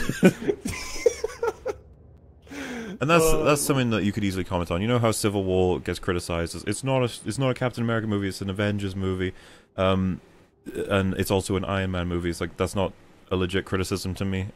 But you can definitely call it those two and a Captain America movie. This movie I would not call a Captain America movie at all. He's mainly there to fight. He doesn't really do a lot of anything else. And that that's fine because, you know, plenty of them can take a back seat so that others can have a front seat, if you will. But you know what's funny? One of the people that gets a front seat for development, this would be people like Vision and Scarlet Witch, or I mean Iron Man and Spider-Man definitely have their moments, but Thanos is easily one of the people that gets a lot of focus in this as dude. a person. Thanos, like, he had like a legit storyline. Like, you got almost a backstory, like really the whole fucking deal. Like, why he's doing this. I mean, he's a fucking psychopath, but like the logic makes sense in his. I was you know, actually point of talking to view. this about Alex when I was running through it with him. I was like, I have to preface this with saying I don't agree with him, but Yeah. what he says does make sense. It's Exactly. Like it's- he's a psychopath. Like, killing half of the universe's popularity is, you know, obviously not good. yeah. But again, his logic does make sense. I'm like, I can see a psychopath having this train of thought. He's and that's the thing, he's got quote unquote nothing to lose. He lost his entire planet thanks to this problem, so he's just gonna fucking fix it for the universe, and he doesn't care if people disagree with him because he's seen it happen. He knows the truth. And this is why his line, like I said, to Tony was great, because Tony does the exact same line of logic. He's like, I know what's best, other people are gonna stop me, I'm gonna barge right past them. No. And like he's crazy, dude. he says as well, the whole, we're gonna cull 50% at random, so it's absolutely fair. I'm pretty sure he uses the line, he says that it's fair. It's not about, you don't get to survive. Rich and poor. Yeah. It's just completely at random. And he actually says to Gamora, your planet is thriving now, thanks to what I did. So like that, it's just like, he's seen his plan work. This is why he wants to do it. Exactly. It's oh. Would you say that Thanos is the best Marvel villain? I gotta be careful with it, because I want to hear what people have to criticize him for first. Because I haven't got much to really criticize. Yeah, I want to be careful too, but as of now, just like on initial thought, like without having gone into too much depth, you know, with watching it again and stuff, I would probably call him my favorite villain. He might be. Yeah, The thing is, I have a personal bias towards Zemo. I just love the purpose he serves, but Thanos is definitely much more of a character. There's no denying it. Yeah, exactly. And then who is it out of, besides those two, who are other suggestions? Would it be Vulture from Homecoming? He's probably in the higher tiers. He's a decent, Um, because I mean, the thing is, it's not that Marvel villains are boring, but they're just, you know, a villain and they serve their purpose. But Thanos, you know, you get a legit backstory and stuff. And the thing is, sometimes you get backstories for other villains as well, but it doesn't mean as much for some reason. Like with Hell, you got like the whole backstory with the Valkyries and how she like. It's funny you say Hell when had... it's the film called it Hella, right? Oh, is it Hell? Oh yeah. Yeah, but know. we think it's Hell because of everything. You know, you know what, Fortea? I really want to talk to you about God of War as well, but we're gonna have to shelve that for now. Yeah, I'm not as far as you are. No, of course, but I would let you guide the conversation, obviously. Yeah, but you get the backstory with her there because you know that you have all the like that her and Odin fought together. She started like getting a little bit crazy. Odin noticed it, tried to stop it, wasn't successful, and you know, like you get a backstory with her, but somehow the Thanos backstory matters more, and I can't pinpoint why. I'm not a story writer, but it's weird that some villains, even though it seems like they got the same treatment and the same, I don't know, something. I'm sorry, I just gotta quickly say, anybody who's suggesting Killmonger, have you seen my videos? I despise that villain, he's terrible. Sorry, it doesn't make any sense. He's created for no goddamn reason, gets everything done by luck, and then in the end he's really just a fucking homicidal idiot. He has no idea why his plan doesn't make any fucking sense. I'm gonna kill everyone and take over the world and rule it correctly. It's like, oh my god. How are you gonna do that? I'm gonna shoot everyone. It's like, I really wanted a line in Black Panther where they go, what about the Avengers? And he's just like, we gonna kill them. It's like, oh, alright then. You realize who Tony Stark is, and he's like, I don't care. And of course he would know, because he's like a, you know, army member for his whole life in Earth, so he'd know. Oh, another thing that the Russo brothers did a lot better than they did in Black Panther was the, you know, guerrilla guys. Oh, like, dude. Like they had like I war said, shouts. This felt very much like Iron Man 2 to Civil War in terms of the scenes of Black... It's good that we saw Black Panther because we just got to be satisfied. For example, when they say, like, we need someone with great technology and a great scientific mind, and then Captain America's like, I know someone. And then it cuts to Wakanda's statue, panning around, it has the main theme from Black Panther, and I was just like, oh, that's good shit. That's just... I just like that. Yeah, one thing that I thought... I don't know, it was like... meant to be like a cocky thing, where like a stab at the people who made the Black Panther, but they didn't have the Black Panther statue in actual Black Panther, did they? Like I think they did. I can't be 100% sure, but I'm pretty sure they I don't know. Because I remember seeing because that's the teaser in is it Civil War or is it Age of Ultron where they show Wakanda? You see, Civil War. Oh, it is Civil War, yeah. Yeah. Where you see like the Black Panther head. I don't remember seeing that in Black Panther, like the actual film, or maybe it's just like in the background somewhere. I was gonna say I would guess yes, but I have no reference in my head for it. No. Like I can't think of a scene and go, oh, it was definitely there. Yeah, exactly, and neither can I, which makes me believe that it's not actually there. But so just seeing it in this film, you know, being like, hey guys, you forgot about this. This is the thing that we had in our film that you didn't want to bring in, but we're gonna bring it in and you know, have your stuff in the background. Yeah, did you like when it's so good. I'm sorry, I'm just already reacting to it. When Doctor Strange's cloak, I think it pushes Tony because he's touching something. He turns around and he goes, I'm going to allow that. Because there's a little silence first, as if Tony's like, I'm going to fuck you up. No, okay. Fuck you up. Yeah. That cloak actually, you know, got his own little... Yeah, though, did you catch the, when Tony's trying to explain something to Spider-Man, I think, the cloak next to him is trying to reflect his emotional sort of delivery just with a collar. Yeah. It's like trying to match him. It's just like, they didn't even need to do that, but it's just like a neat detail. Yeah. Oh, what's the Yeah, line when he's trying to Hulk out right at the beginning, and he says, "You're embarrassing me." Doesn't he say like the dude with the hammer is coming towards them, and he says like, "Now's the time. Look at that thing," or something like that. It's yeah, just like I love the how Tony treats this shit. yeah. And I think Bruce Banner tells Hulk as well, like you know how you like to come out in the last second. This is the last second. Yeah, Come on. And then he does the weird thing with the, attaching the yeah, hand to and the I guy. feel like the answer's not getting a Hulk movie, all right, but something to explore there, and I hope. I guess it's Yeah. part two where Hulk is going to have the continuation of this sort of problem. Well, yeah, I think what they were going for is that in the comics, Hulk and Bruce Banner are two different people.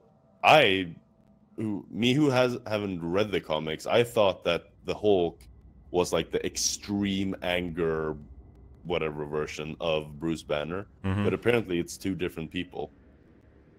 So like, and this was the first time we actually have like a communication kind of between the two. They kind of touched on it in Ragnarok, where it's like he won't let me back out if I let him, Yeah. come. Like that was like a kind of a hint towards what they were kind of reaching towards. But this is the first time we've actually get a concrete evidence that okay, it's actually two different people that are Oh, fighting something. I that didn't have mean two to different opinions. cut you off there, but like I was just thinking about because someone's just mentioned it, and I was just caught my eye. I heard a lot about Thanos' motivation in the threads on Reddit that were going over it was that he was trying to impress Death, which was hell. Oh yeah. That's in the comics, but obviously, well, how do you feel about the new motivation for what he's doing? I prefer that than doing it for a girl. Yeah, I think so too. And Definitely. Thanos is a full-on character, man. There's no denying it. Yeah, and just a random side thought, the CGI for Thanos was fucking unbelievably good. I thought he Yeah. was so well made. It was like, oh, oof. You know, I thought there's a it was lot about really, how really Marvel cool. are rushing a lot of CGI, and that's part of a lot of their problems. But Yeah, I feel like they took their time with this one because it's important. yeah, They were like, no, we're gonna. definitely. He was so well made. There was very few moments. Like, I guess there were some where I was like, okay, that looks a little bit wonky, but they were very, very few, and I had to really look for it to actually become a thing. He was extremely well made. I thought it was really cool. I was really, really impressed by that.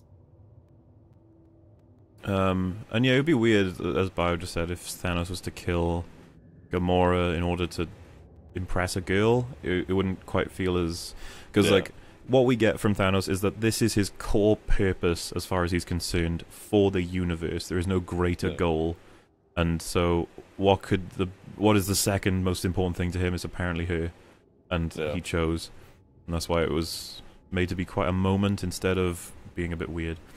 yeah. I wonder if Um, there's a director's cut of this film. yeah, I want another a thing 3.5 that's hour version. kind of an issue. You know when they go and see Thanos in nowhere, and Mm. he turns thingy into rubble. He turns the other one into like spaghetti or something. Oh yeah, that Um, was. it makes you think like I wish they hadn't done that, to be honest. Because why the hell wasn't he doing that in the last few fights? Yeah. That's And such also, an how the fuck did they come back? yeah. That's another thing. The film is I clearly thought just they like died. the film was just like no, they can recover from this. And then Alex rightfully asked me, he was like, why wouldn't he just kill them? Why would he do that? Yeah. And then you all you have to work with really is that Thanos doesn't really want to kill people, not random people. He's got a purpose behind all of the decimation that he commits. Oh, Yeah. and someone used Drax said that his planet was decimated, and I was like, haha, high five. There's a couple of films they used it in Captain America, right? And Yeah. we were like, woohoo, decimated can be used this way. Fuck you. Get validation from all my films. Yeah, what did you think of the fake out for when she thought she killed Thanos? That was actually interesting. I was like, wait, I didn't think he was dead. I thought he was unconscious because he got like a knife to the throat, and I thought that I don't think that's gonna kill him. And then he had like a knife in the stomach, which we all know in movie doesn't equals a death. By the way, this is why, thinking about it, I think Thanos thinks he's a good guy, while I don't think that anyone in the First Order thinks they're a good guy in Star Wars because of the shit that they do. Yeah. But I think Thanos actually is convinced that what he's doing is right, and it's necessary for the world to have the least amount of suffering, and it's so interesting to think about. Yeah. I mean, he does have the line where he says, I'm the only one who sees the truth.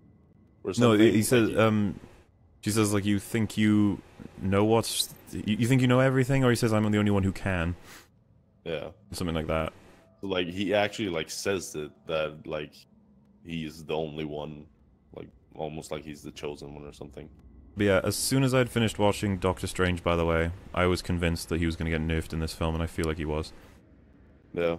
I said to Alex, why wouldn't he just lock Thanos in an infinite time loop like he did with, the fuck ever else the name of the thing was? And all he needed to do was say, Thanos, take off the glove and give it to me, or else you're going to stay in this loop forever.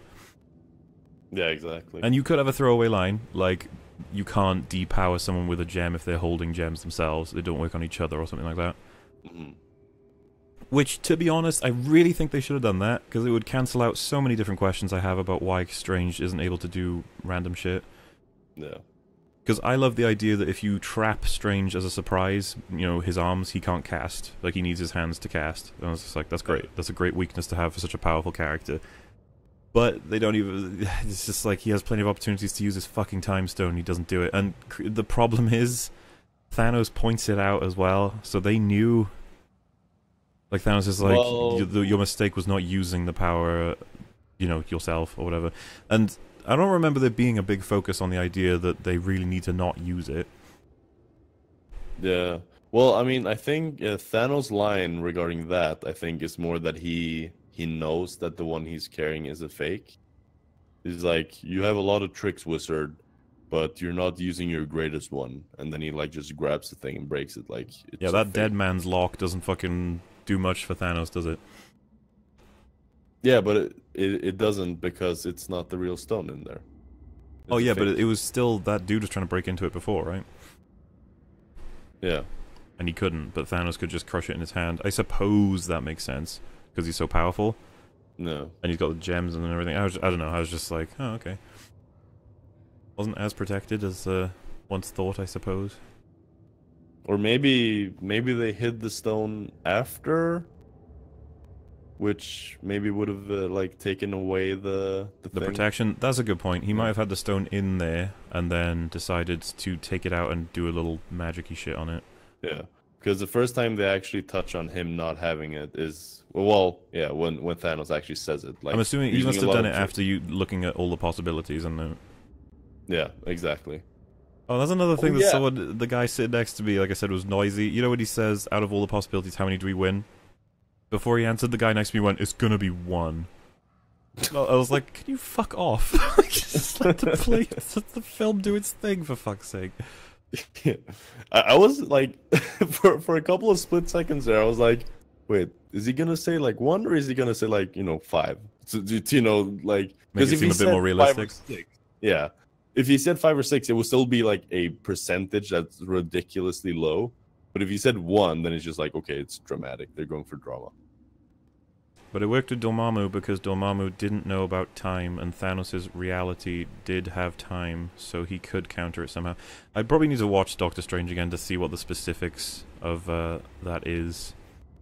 I'm not 100% you could sure. Probably have an entire stream about that alone, because again, the whole time / reality / whatever the fuck the Infinity Stones do is just, it's infinite. And I think if you delve into it too much, and it's not a I agree apology for the film. Well, I think we should just accept it. It's a flaw, but it's definitely one that's gonna distract you about as much as the Force in Star Wars. Exactly. You have to get past these things. Yeah, it's a thing in the universe, and we can't really judge it too much, because it's a difficult topic to handle, basically. And I think what they did is probably one of the better things they could have done. Yeah. Oh, and why am I streaming so much? I just wanted to complete God of War, and I also want to talk about Infinity War. So as soon as we've done with both of those, the streaming amount will go back down while I'm writing. So don't panic. A lot of people are like, Mole's turned into a streamer now. And I'm like, guys, I streamed 18 playthroughs of Dark Souls 2. It's just that I wasn't around in terms of popularity then, so this is nothing new. So yeah, we actually got to have, I think this is something I consider a correction for Ragnarok in a way. Alright, I'm not saying it's strict. In a way, where Thor gets to basically share how he feels about everyone being taken away from him. No. I feel like that was important. I feel like that's something fans would have wanted. And Rocket was quite... Rocket, yeah. Yeah, and like he's like, I've got nothing left to lose. And then Rocket's like, I got stuff to lose, but okay. It was good shit. What did you think about Peter Dinklage? It was a bit of a strange choice, and like I said, it felt... I thought so too. I think it works. Yeah, I don't know. I don't know why, but I just had not an issue with him, but I can't really come up with a better like choice they could have made. But there was something about him that I didn't think fit here. And I can't really tell you why. It just felt a little bit off. I just thought it just kind of, I don't know, it kind of came out of nowhere. It's like, that's where you have to go to make something that can kill Thanos. It's like, oh, no, all right. It just would have been cool if this place had a bit more establishment in another film. That's all I want, really, to fix it up. Yeah. And I like the idea that he says that's where my hammer was born, or something like that, right? I'm pretty sure he says something like that. Yeah. Well, I mean, that is the thing. I'm sure. It's just that you have the question, right? It's like, why the fuck wouldn't you have just made that other thing? It's way better. Yeah. And I was also surprised that... I was just gonna say, I was surprised that Groot's roots were actually able to hold it together. You wouldn't have thought that, really. It is, you know, wood after all, and as much as you can have a wooden grip, I'm just saying. Groot does. Yeah, you know when it showed him realizing, he was like looking at it away from his game, I was legitimately sitting there thinking, what's about to happen? What is he realizing? Yeah. Thanos wouldn't notice the loop, Dormammu did because he didn't have time in this reality. Fair enough.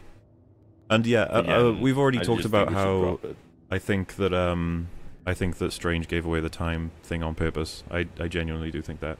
Oh yeah, I think so too. I think that the one scenario where they win, he has to kill them for them to do something. And I'm guessing he put up a fight because he wanted to look as if it was something he didn't want to happen.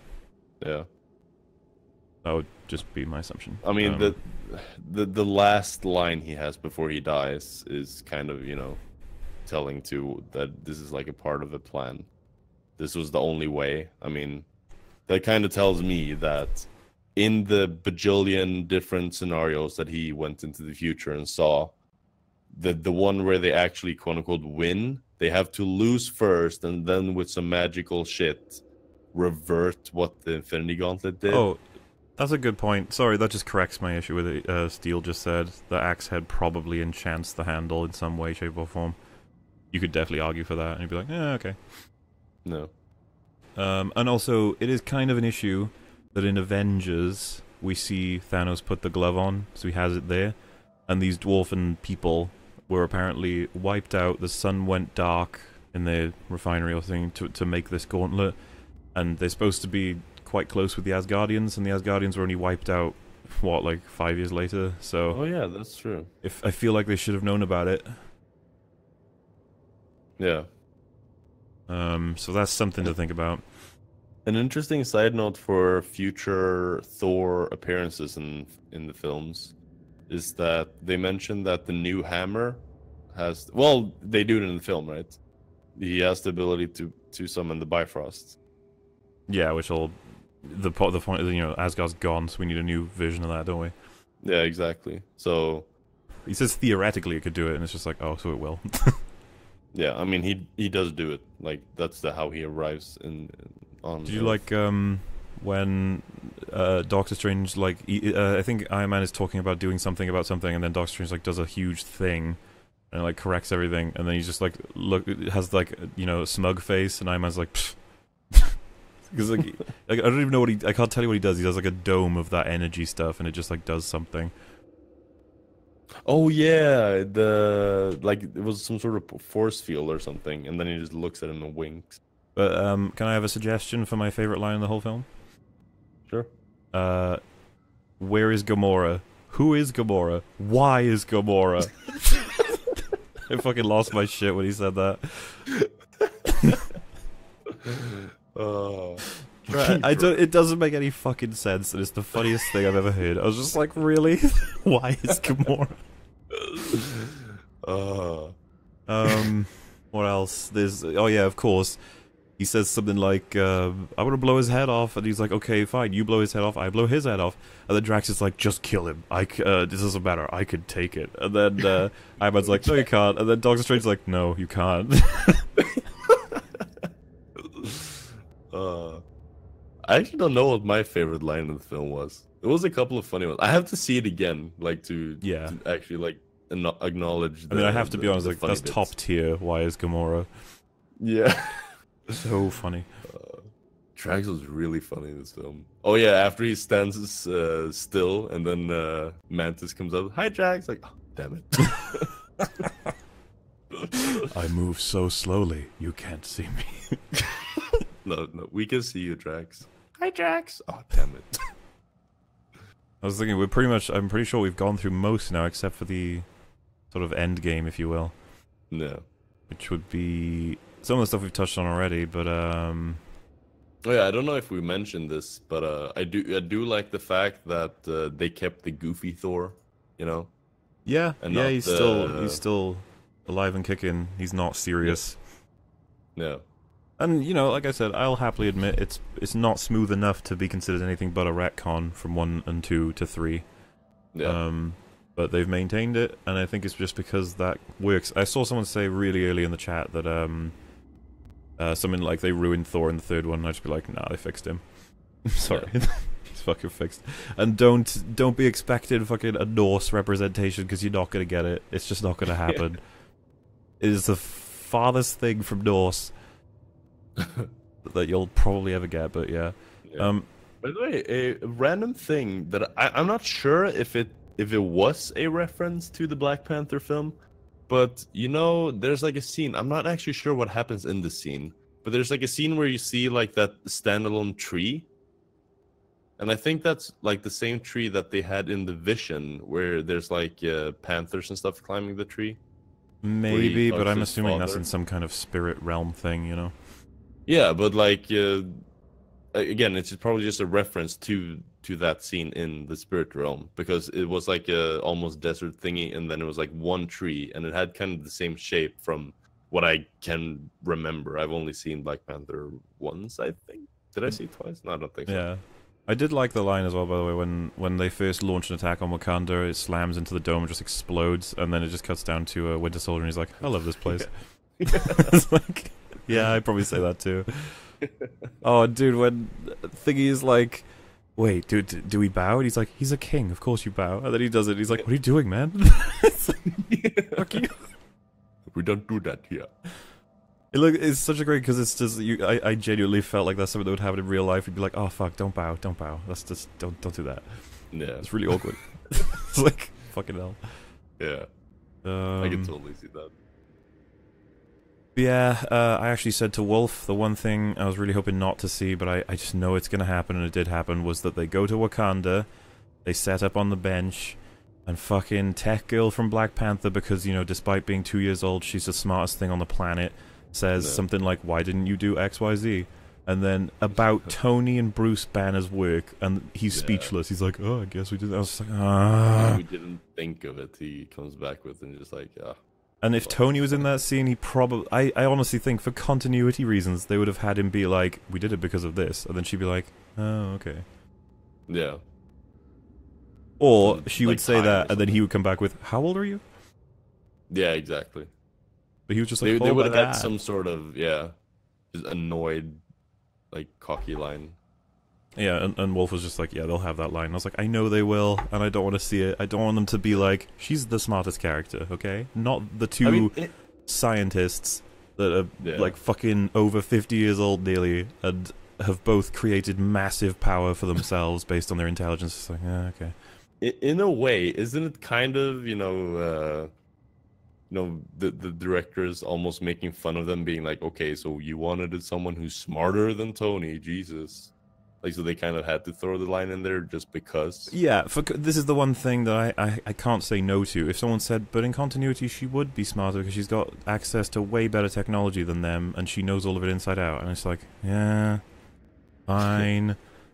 And, you know, they could be put in that position where they're like, we can't have them being smarter than her because that doesn't quite pan out, does it? And I think you could probably get away with it either way. It's just that, yeah. Mm-hmm. I knew they would have that line.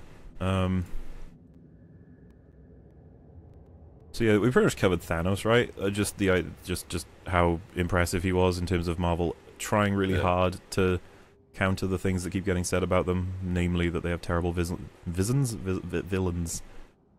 Yeah, I was pleasantly surprised. I did not expect that at all. I thought he was just going to be the big baddie that, you know, scared the crap out of everyone. Oh, by the way, that was something that I thought was really cool as well.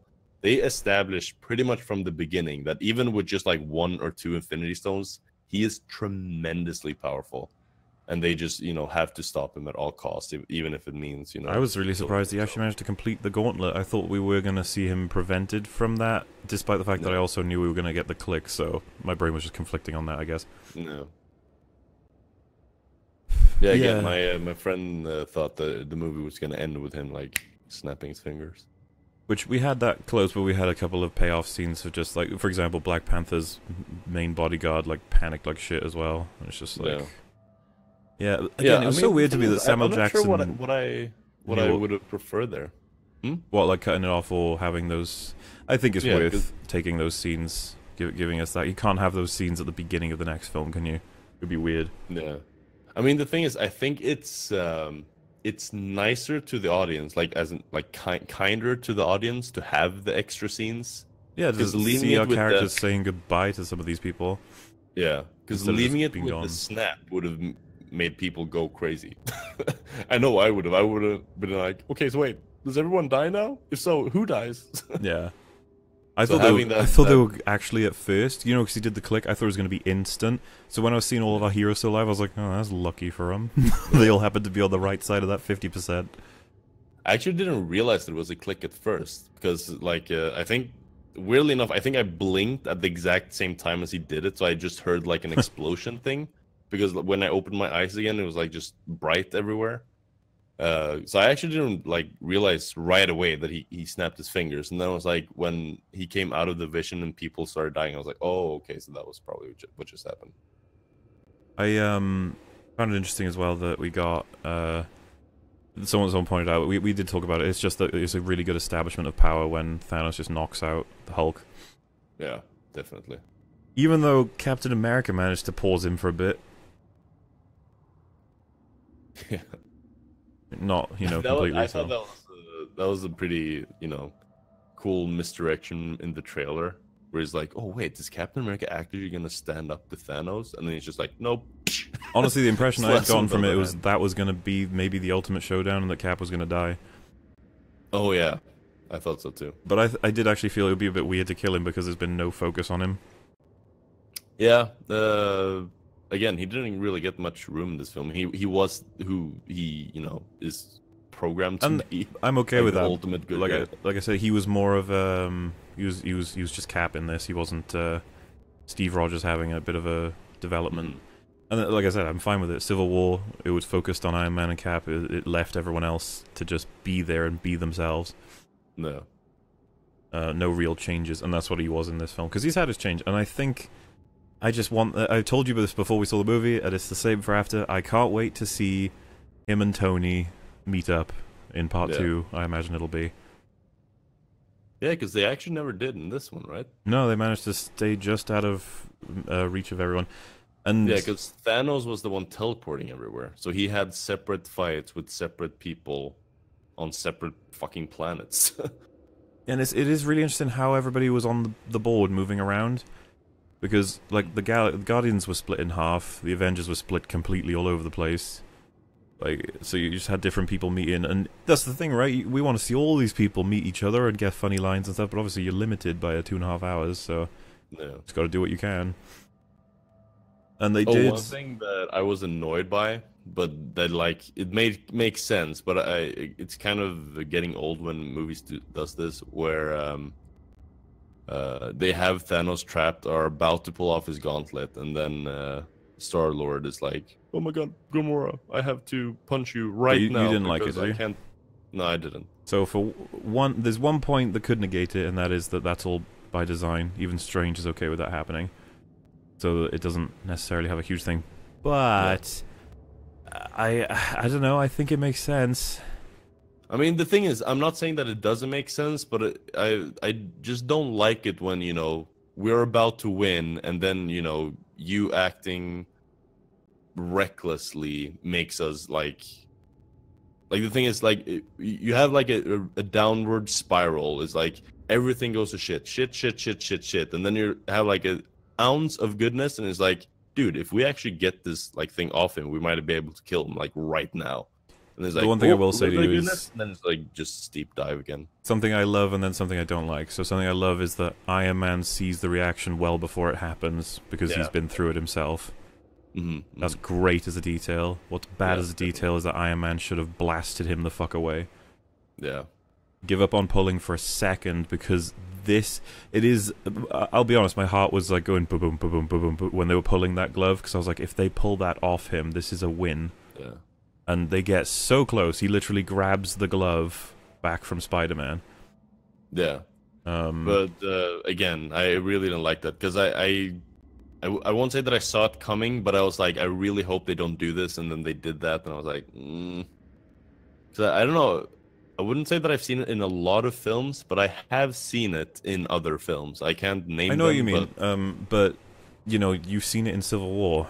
That's a thing that happens in Civil War as well. It's not that there's something hugely important was about to happen. They're about to capture Zemo, but Iron Man just loses his cool, which I think could very well have happened if you swap it all around, if you know what I mean. Put all the pieces in different places. Because Gamora was everything to Star-Lord. They've had their development, and they had their scene as well, where he like... Oh yeah, definitely. Again, I'm not arguing that it doesn't make sense or that it's a bad thing. It's just like something that me personally think is annoying, because I guess I think I see where you're coming. Like, objectively, makes sense, lines up, but you feel like, well, gosh, that's inconvenient. Yeah, that it just happened to go badly because, you know, all of this thing. I did like these things. Again, this is the more I'm making an objective argument now, so you don't have to like change your mind or anything. But the fact that she puts him in the sleep state, and it's really hard because he's so powerful, but he also is like he's kind of drunk, if you will, and that's why they get the information out of him. I felt that made a lot of sense, because I did not think that Thanos would ever gloat about killing her.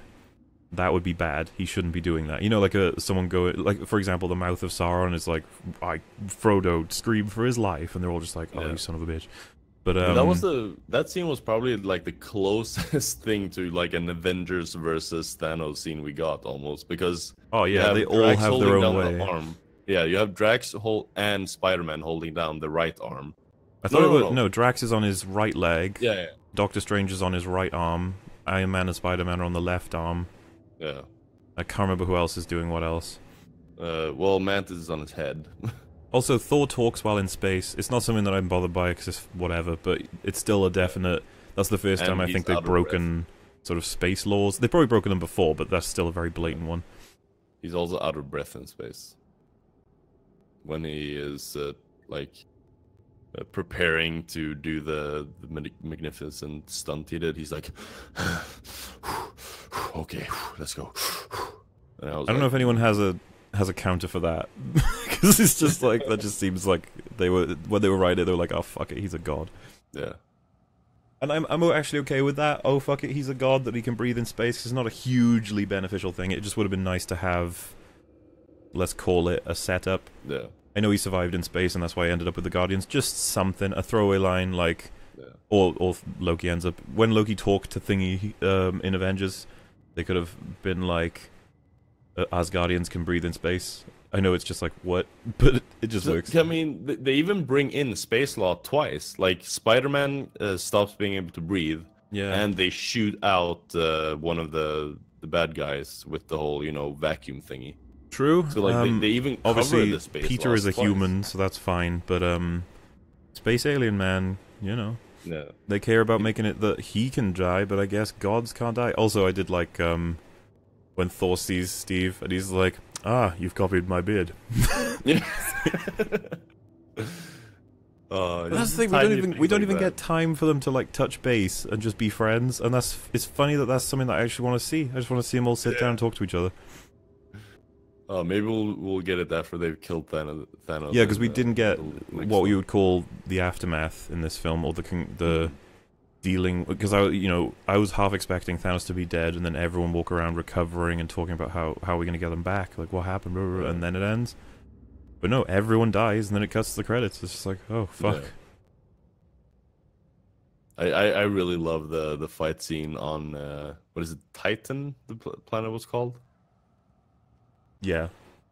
Because I think they have a fight and then they cut to another scene and then they continue the fight and that's when they manage to lock him down, right?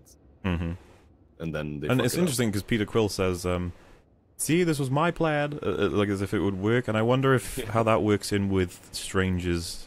You know, maybe Strange was like testing all the things, and like this is the one where if Peter suggests the plan, you just need to do this, this, this, and make this happen. No. Because I really do think it explains it. If like why Doctor Strange didn't do more to protect the stone, I think it just makes a lot of sense if this is all a part of his plan. No, definitely. And it would make sense that he could look into the future. I'm almost positive that it is because of his last line before he dies. This is the only way. I mean, obviously there is a plan and he's following it. But yeah, I gotta be honest, every time they gave more sort of explanation for Thanos' motivation, goals, history, whatever, every time there was another thing, I was like, wow, even more, sweet. It's like, we already had enough, to be honest. But when he's like, let me guess, this is your home? And then he uses the Reality Stone to show him what Titan was before it like, got ruined by its own people or whatever. It's just like, huh. He's got his reasons. I wouldn't call it simple, but it's like the actual idea, like his motivation, isn't really that difficult, you know? Yeah, it's not complicated, but it's, I think the word would be well-reasoned. Yeah. Oh, do you remember the bit as well where he sends, like, a horde of bats after Iron Man? And Iron Man's like, whoa! It's like, I would have thought you could just, like, spin around and use flames to be fine. Oh yeah, that fucking flame move was sick, too.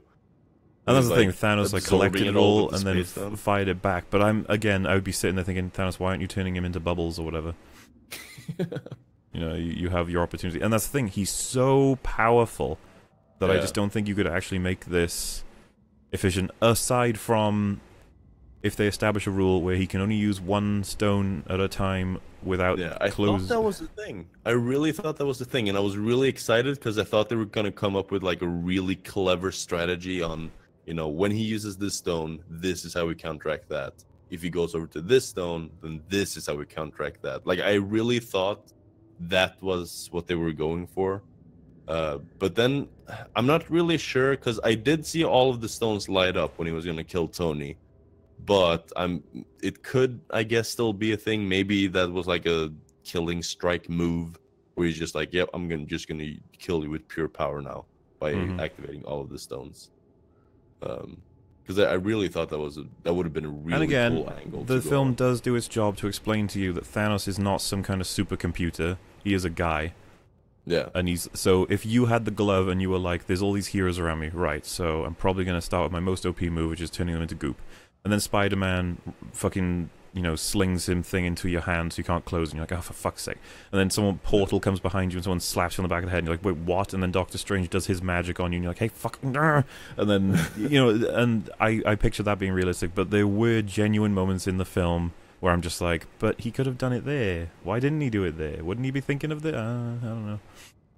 Also, couldn't Strange just portal him into space? Strange cuts that guy's arm off with the portal, and it makes me wonder, could you do that to Thanos? Could you cut him in half? Yeah, I mean, You don't try.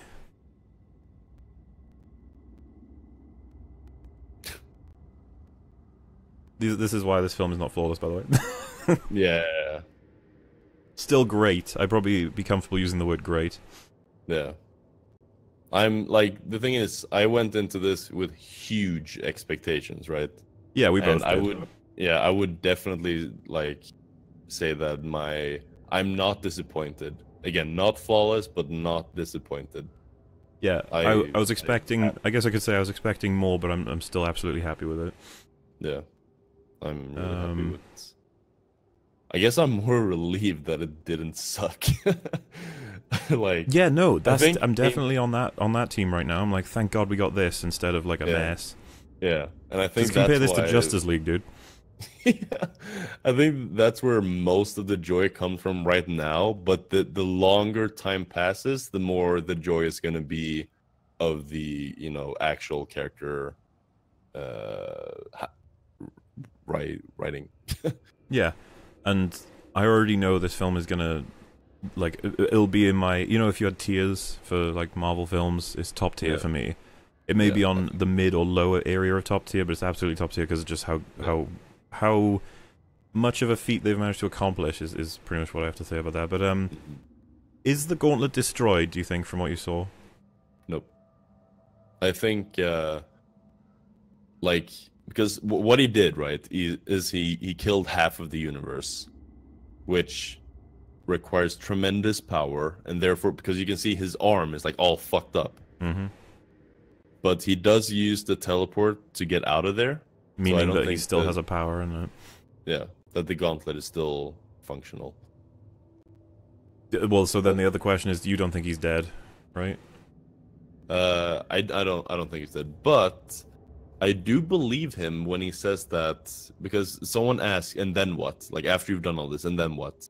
And he says, well, then I go to the sunset. Rest. Yeah. Then I'm like, I'm gonna. Oh, are you saying like he's done his job, rest. so he's happy to just be out of it now? Yeah, and I do believe him when he says that, but I think that all of the people, like I said before, all of the people who died by the gauntlet are gonna come back by some sort of restoration, go back in time, kind of magic things, and that's gonna bring Thanos back as well, because he's gonna be pissed, obviously, because his work got undone. Mm-hmm. And then they're gonna have a second fight, and that's where Doctor Strange's plan comes into action, that they had to die to win in the end. Like, they had to die, get resurrected, and then win. It was interesting. The shot in the trailer that it ends with with Cap and a couple of other people running. It's like that never happens in the film. I mean, the event itself definitely doesn't, because the Hulk doesn't even turn up in this film. Well, aside from the beginning. So they did a good job with the trailer. They really did. Yeah. Compare that, by the way. Fucking, we got all the trailers. Like, we saw the Han Solo film and the Jurassic World 2 film. Alex hadn't seen either trailer, and he was just like, "Oh my god, both of those look awful." And I was like, "I know."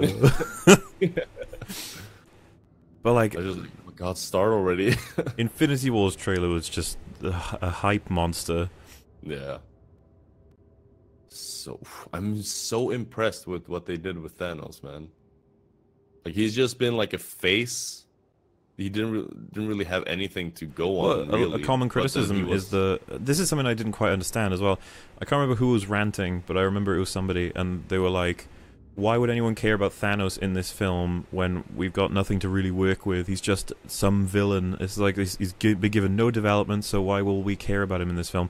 And I remember thinking to myself, I was like, do you just Star Wars? Why did you care about Vader when we've had no development of him before he came on the screen? It's like, come on, there are plenty of ways to nail a villain without having history before seeing it. Mm-hmm. And if the argument is, yeah, but there should be because this is the 18th film or whatever, I'd just be like, no, fuck off. They can do it in the film, and they did. That's the amazing thing. They did it.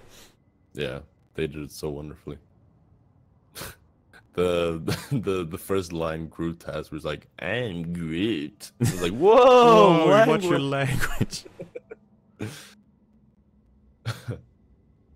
Teenage Groot, yeah. And it was nice that he got to fight as well, instead of being just teenage and he has to be put in safety or something. Dude, you know the scene where he walks around, like right before Thor gets his hammer, and they just walk around the like wasteland of the star, Mm-hmm. and you have that like game noise, and it was like doo doo doo doo. Like I think it's when he dies or something, and that like kept like being all around me, and I was like, who the fuck is walking around with their phone in the theater right now? And I'm like, what? Oh, it's the film. I was so annoyed because I heard it behind me, and I was like, oh, fuck, turn off your phone, dickhead. And then I heard it again. I was like, come on, dude. And then I heard it in front of me, and I was like, wait, what? I'm trying to think. I think we pretty much covered it now. Aside from maybe if you want to talk more about the ending, being that Yeah, the last scene. so many characters got nuked that Yeah. that it's impossible for it to not be undone. Because can you imagine if they committed to this, how many moneymakers they've just killed? Yeah. And But yeah, the Spider-Man scene, dude. Oh, it's such a simple premise, like, oh, a kid, you know, get her death, but they executed it so well. The fact that he like falls into Tony's arms, and he just like scared to shit. So well made, Yeah. so well made, and it really just like hits you right in the heart. I really liked, I gotta admit, I fucking adored the 1v1 Iron Man has with Thanos.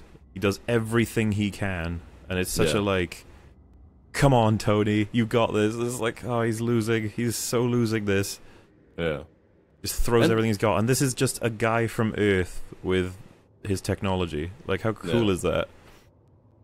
And also, like, to build on that, it's kind of cool. Maybe I'm not saying that it is, but it could be like a reoccurring thing in the film that one-on-ones, they lose like without a chance. But when they play as a team, that's when they win. I'd say that's one of the core things of all of the comic book things. Yeah, because like you said, Iron Man unleashes everything he has, and he still gets beaten. Hulk does the Hulk, does the Hulk stuff, and gets beaten. Thor does a pretty good job on his own. Yeah, that's the only one that countered. Doesn't stop him though, because Thor's not got the best brain out of the bunch. Yeah. So I think what it's gonna come down to, if they have another fight with Thanos, which I'm guessing they're gonna with the whole resurrection thing, is that it's gonna be like a team effort. Obviously, it's gonna be like the big fucking fight in the end. That's another thing. Like, how up for the next film are you? I'm so fucking stoked, dude. I was gonna say it's gonna be the whole circuit again. I'm gonna be super hyped for the next one. Dude, it's 1 year. They're probably gonna bring out the trailer relatively soon. Oh shit, dude. That's true. And as soon as it's released, it's at the top of Reddit. I'll be like, yeah. gimme. And it's interesting because I'm extremely hyped about the sequel for this, but I don't really have any strong emotions towards Captain Marvel. I don't. Why would you? I mean, I have no investment. I have no idea who it is. I never read the comics. And of course. Really nothing else. That's the thing. We're going to be entering into all the people we've never fucking heard of soon. Yeah, because like they're running out of the iconic ones. Yeah, and so yeah, I was kind of disappointed because me and my friends were like actually discussing like during the credits because the lights turned on and a couple of people exited, and we were like, okay, so do you think there's gonna be an end credit? Because we were shocked that there wasn't a like pre-credit scene. There's usually one between the like animations and the actual like black credits, but there wasn't one. We were like, ooh, maybe they're like going for like they're not gonna do it because they know that everyone is expecting it, like that kind of thing. But then we were like, no, I think they're gonna do it in the end. And we were like, okay, so what's gonna be about? And I said that it might have been Ant-Man because he wasn't in this film, so maybe he's gonna get like a calling and be like, oh shit, we need you, Ant-Man. And then someone mentioned that it might be Captain Marvel. I was like, oh yeah, that makes sense because she has a movie coming up, and it was. So yeah, I was kind of disappointed. I would have liked to have some sort of. Also, what was with the scene where Thanos ended up in like a dream world? Yeah, I don't get that. I think that was just to establish that Gamora meant a lot to him. Really, I'm okay with that. Again, characters are served in this film probably a bit to detriment the plot a little bit. Yeah. but I wonder what that was supposed to be in terms of continuity. It's just like, huh? Yeah, because he seemed kind of confused that they didn't have the axe in him anymore. So it was like he was actually teleported instead of being in a dream world. Yeah, because then he comes right back to Thor, and it's like, oh, okay. Yeah. Yeah, that was kind of weird. Again, it was probably just more a character building thing than was anything else. And yes, we do have Ant-Man and the Wasp coming up, but I don't think that's going to have much of anything of a reference to all this. No. Well, Ant-Man is going to be in the next one. Oh, I'm sure, but you do have, what was it called? The whole line. There's a line in this film that's like, "Where's Ant-Man and Thingy?" And they do mention house arrest, and that's the premise for Ant-Man, isn't it? He's under house arrest. Yeah. Mm-hmm. So yeah, I think that they'll have their own problems to deal with, and there's probably going to be a stinger or a reference to this, one or two.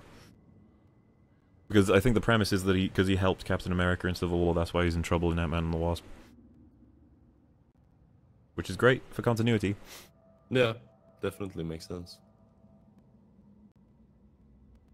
I do like that it was the Mantis that kind of brought out the Gamora death. Yeah, that's why it's really good use of established stuff, and I think the Russo brothers are so damn good at that. They've got, yeah, exactly. It's like they make a million notes or some shit.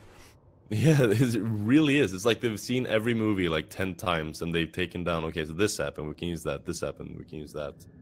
And then just do that a bajillion times for different films.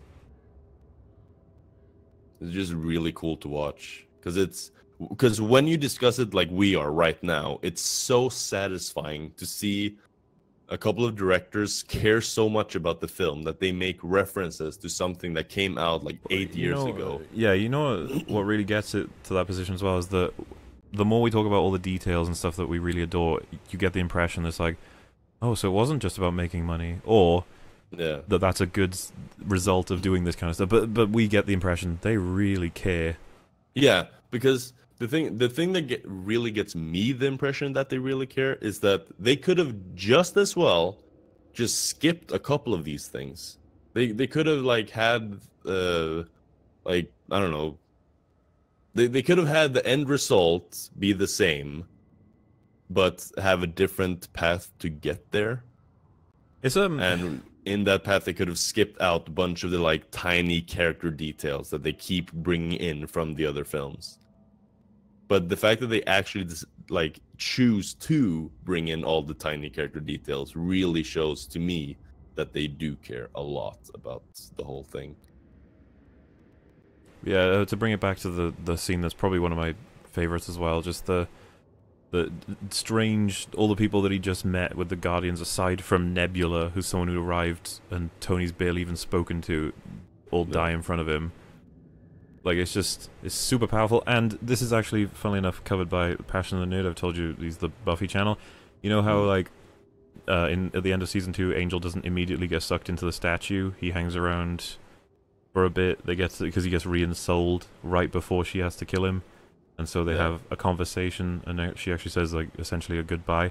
He said that, like, his initial assessment of that was like, oh, wow, just to get that gut punch in there, you make this happen at this very moment so that these things can take place. And he said upon rewatching, his perspective is more that it was just a chance for our characters to share a moment, to show how much they care for each other, to have that kind of, it's like a closure of sorts in a really weird way, because it's also super tragic. But Spider-Man taking really long to die versus how everyone else basically just goes poof. It's like, I'm willing to forgive it because I wanted to see how Tony will react to it, and they fucking nailed it. And again, the plot takes a hit for a character to go poof, like a character detail. Yeah, exactly. And it's actually funny because in my head I was kind of thinking just quickly when Spider-Man was gonna die. I thought that like the scene that happened, I thought that it was gonna happen the exact same way, but like 10 times quicker. I thought he was gonna be like, "Oh no, Tony!" fall into his arms, and then like Tony's just gonna, you know, hold the pile of dust, like to get the kind of like father-son kind of thing they have going on, but like a lot quicker. But instead, they decided to drag it out to you know, show even more emotion, even more character.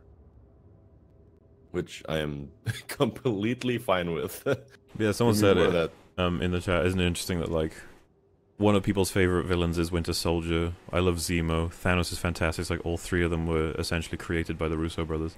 Yeah, they're just really good. You know what they're doing, and this is why I trust them now with more so than anyone else with Marvel. Fuck it, give them all of the movies. Just give them all. Do it, dude. Who made Homecoming? That I have no idea actually. We can always check. What? Why? Because you think that was well written, or? Yeah, no, because it just like because we mentioned it before, the whole like Homecoming does a lot for Tony and Peter's character. Yeah. Or relationship. So I don't know about crossovers for the other films, but there's a lot of writers for this one. On the screenplay alone, there's 6 people. Oh wow. And then there's 2 people for screen story, and then the rest of it is, you know, from stuff created by blah blah blah. So yeah, 8 people have involvement in the story for that one. Wow. Anyway, do you want to now do questions? Because we're pretty much at the end, aren't we? Yeah, I think we've covered most. Aside from the stinger, which is just, yeah, Captain Marvel is going to do something that saves the day. Yeah. We'll be involved, I guess. I guess it's kind of... Because the device he uses to call her seems really outdated. So I think maybe she will be in the past, and that's how they're gonna like bring in the whole like reversing something, like how they're gonna bring back I assume they were gonna Captain America here in some way, in that she's super powerful. Where the hell has she been this whole time? She must have had a reason to not be around. Yeah. I think it's some sort of time device because it's really old. So I'm guessing she has a really old one as well, but she lives in the time it's from. I think that's the kind of angle they're gonna go for. And yeah, I know it's a prequel as well. It's the because Coulson's going to be in it, and obviously in continuity he would be dead according to the films. Oh, this is another thing that there was no TV references basically at all in this film. That was something that I was actually expecting, but we didn't get a single one. No. Not that it's not a problem. I think they've got more important things to worry about, but I know a lot of people will be frustrated because everybody is upset that I don't watch the TV shows because they're important for the canon of the MCU, and as far as I'm concerned, it's like the MCU doesn't care that they exist. It might bring them in one day, there might be more references, but as I think you'd agree, Fortea, the only one that seems to genuinely be closely connected is Agent Carter, and that's still quite a stretch, just because of the fact that it has so many of the movie characters in the show. To answer Samuel's question, I don't think Venom is in the same universe. I think he is still under Sony property. The last time it's Fox, and the last time someone talked about Fox, that, yeah. Someone said that apparently he will be considered within the MCU, but he's not going to have any connections to it. Like, continuity-wise, Venom will actually count, but he's not being brought in or connected to yet. Okay. It might be, and I know this is just speculation, but it might be that maybe Marvel are going to wait to see how it runs, and then be like, okay, we can bring him in because he's super popular, or no, he's a sinking ship, leave him alone. Yeah, because I mean, we haven't really had a lot of Spider-Man, you know, actual... his kind of story more than like Falcon. No, not Falcon. What's his name? Fringy, the Australian dude, has actually responded, so I can bring him in now. And I was going to say we've basically finished our assessment. Oh well, I've only just looked at his message. Sorry, I've been busy just talking about it. I should do it. Hello. Hello. Hello. Hello there. How you doing, mate? How you doing? You're a little bit too quiet for me. Why are you quiet? Let me turn it up.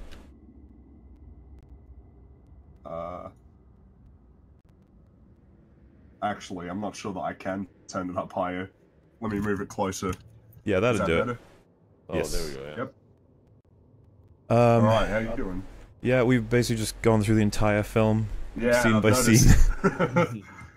I'm meticulous with this sort of thing, and I think our overall assessment is so.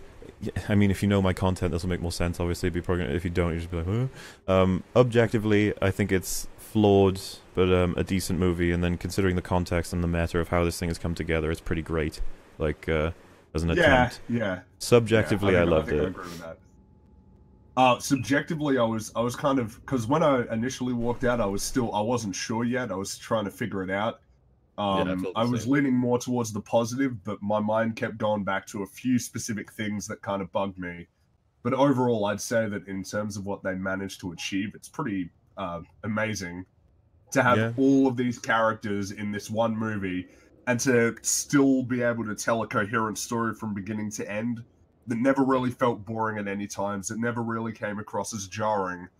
That's pretty remarkable. Yeah, I was gonna say it's such a feat. Like, how did they pull this off? Where I watched it and I was like satisfied, like heavily. Yeah, and the fact that pretty much most characters received a good amount of screen time, and most characters had some sort of relevance to the plot. And all of their dialogue is stuff that you can just reference back to loads of old scenes from the other movies in terms of like behind what they're saying. And you compare it to Justice League, where it's chaos, and there's only fucking 4 characters for them to take care of, and they couldn't even do that. Justice League is a very that movie makes me sad. As somebody who likes DC characters, that movie makes me pretty sad. So anyway, I was just about to say we'll just take questions now. So.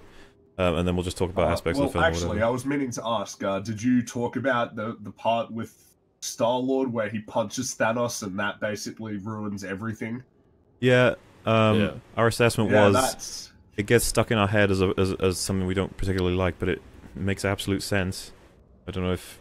Does it, though? I mean, if you know that the entire universe is at stake, are you really going to do anything to risk ruining everything for everyone? I mean, the other films do imply... I know he's angry, but still... He cares extremely about Gamora, to the point where... I mean, this is the thing... the universe is at stake, man. Like, come on, just wait 10 seconds. You say it as if he should be reasoning himself out of it. He should! Yeah, because the entire universe is at stake. I don't know, man. Fury is a thing. Yes, I know, but I just feel like once we get to the grand scheme of, hey, trillions are gonna die if you mess this up, I feel like that should still counteract being angry. I mean, I was the one that brought it up earlier because I said that I really didn't like it, but I would still say that it makes sense because seeing red is a thing. Yeah, no, I understand. I remember the same thing happened in Guardians of the Galaxy 2, where he just immediately starts shooting Ego as soon as he finds out that he killed his mom. And that makes sense. Yeah. You know, and this is the thing I said to Fortea as well. Yeah, thank you. Do you think that if, like, did you have a problem with when it happened in Civil War at the end? The whole seeing red in that situation? Tony? No, because that's one guy. That's one guy. I can understand that. And he just saw his parents get killed on video. Do you think Tony wouldn't have done that in the same situation, but it was with Thanos and the glove? I feel like if... one thing I'll give you, the one thing I'll give you is Tony probably would have said to himself, get the glove off and then I can kill him easily. Yeah, that's kind of what I was thinking though, isn't it? I feel like you'd still want to wait for the opportunity to really lay into them. The other aspect that I have a thing to sort of say about, and chat, if anybody wants to create counter arguments, you're up for it, but or supporting arguments, either way, I'd be interested because this is definitely gonna be stuff I've got to think about. Doctor Strange, this is all part of his plan, is my assumption. Is going to be the part 2 of this. Like he's going to reveal that this is all something he saw, and that every single thing that takes place is all something that needs to happen for the ultimate thing to happen. So, you know. But you gotta wonder if, I mean, I have to imagine that if they actually got the gauntlet off of him, then they would have won. Yeah. So was that destined to fail? Because which makes you question, couldn't, if Strange knew, maybe it wouldn't have. Maybe getting the glove off him wouldn't have stopped him.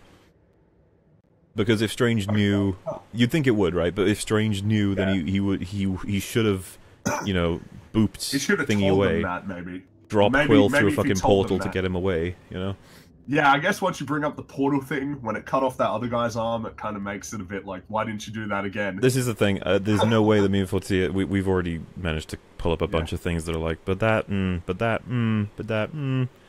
yeah, because I also wonder if couldn't Thanos have used the Space Stone to teleport some of these guys like into space while he was fighting them? When Peter Quill hits him, isn't he saying like, you know, did you kill her? Tell me, did you kill her? He like wants to know the answer. He knew. I think eventually he wanted him to say it. He wanted him to say it expressly. That's what I remember. Because he knew at that. I mean, couldn't you argue that that's what he's looking for then? The definitive truth. No, he knows. He just wants him to say it. You know, like you see it in some films where somebody's like, "Oh, I want you to say it." Like at the end of Breaking Bad, when Jesse wants Walt to expressly say that like he needs him to shoot him for him. You know, it's that kind of thing. You just want them to say it, to admit it. All right. I need to go to the toilet quick, but carry on, folks. I saw that you were talking about the end scene, you know, where everybody starts disappearing, and I wanted to also add that I thought the part with Peter was really, really, really good. Yeah. Really well executed. Because he's just a kid. So, I mean, obviously he's going to be terrified if he's just going to turn to ash. Yeah, exactly. Like, that was actually... Yeah, because when I saw that, I was like, oh, jeez. And it hits you right in the feels, too, because it's such a genuine reaction. It's just like, oh my god. I mean, yeah, of course. I mean, he's still a kid. There's no way that he's just going to be there, like, comfortable with it. Yeah. I think the actor's a bit older now, but I think in the, like, universe, he's, like, what, he's 17? 16, I think. Yeah. I think he was 16 in the first, like, his own film. But I think since 2 years has passed in Civil War, I think he's, like, 17 or 18 yeah, now. True. But he's still in school. That's the pertinent thing. Though I'm wondering what the setup is with Captain Marvel, because I know that her film is meant to be set in the 90s. Yeah. And I'm wondering what she's been doing for the last 25, 26 years. Mm-hmm. Well, my guess is that, you know, because they have to, in the next film, they have to do some sort of reversal thing where they bring everyone who died back. And I'm guessing the device that Nick Fury has is like a communication thingy with the past. So like she will get a message in the 90s from Nick Fury, and that will set off some sort of time, you know, difference, like different timeline kind of deal. Okay, that's interesting. I gotta wonder if that will undermine the whole movie though, because I feel like some of these deaths need to stick, specifically the ones that came before the whole vanishing thing at the end. So like Gamora, Loki, Heimdall, and Vision. I gotta assume that all four of those guys are gone. Yeah. Because if they're not, then that's gonna undermine a lot of the good parts of this film. I'm almost certain that the only thing they're gonna reverse are the gauntlet deaths. Yeah. Well, I mean that's gonna happen because Spider-Man's getting his own solo film after this. Yeah, exactly. That's why when I saw it, I was like, that's cool, but I know that you're going to come back because you got your own movie coming up. And the thing is, like, I hate that I know that. I hate having the meta information, like metadata. It's so crap. I know. I also know that he's signed a contract for Civil War, or like the second Infinity War film. It's not called Infinity War anymore, but I know for a fact that he signed the contract because it's like a thing that leaked online. And I was like, I don't want to know this. I know. Once you know these things, it's like, now I know that this isn't, like, I know what's going to happen to a degree. To a degree that I don't want. Because it's not really the fault of this movie that I know that they're going to, like, it's not this movie's fault that I know that Spider-Man's going to come back on its own. No, not at all. Separated from what comes afterwards, this film is really good, but I know that what's coming, so I know that the ending is kind of a farce. Yeah, and it almost goes so far that I almost wish that there's not even comics to go off of, because apparently there's not a lot, but there's a decent chunk from the comics that are like, you know, reenacted in the films, and the comic that is like the sequel to this, the comic that was made into this film, like that probably has a lot of answers, and I don't want to read it. I haven't read it yet, and I'm probably not gonna. But there's probably going to be a lot of speculation online which bases their argument from, you know, in the comics this happens, so therefore this is probably gonna happen. Yeah, I don't know if you can do that though with these comic book movies. Because think about Civil War. I mean, that's not very similar to the comic book at all. Like Yeah, if you've read the comic, it's very different. They take whatever they want, don't they? They're like, I want this, I want this, I want this. What works for the film? Because you can get away with a lot more in comics. The ending of this film is almost the same as the ending of the comic book for Infinity War. Okay.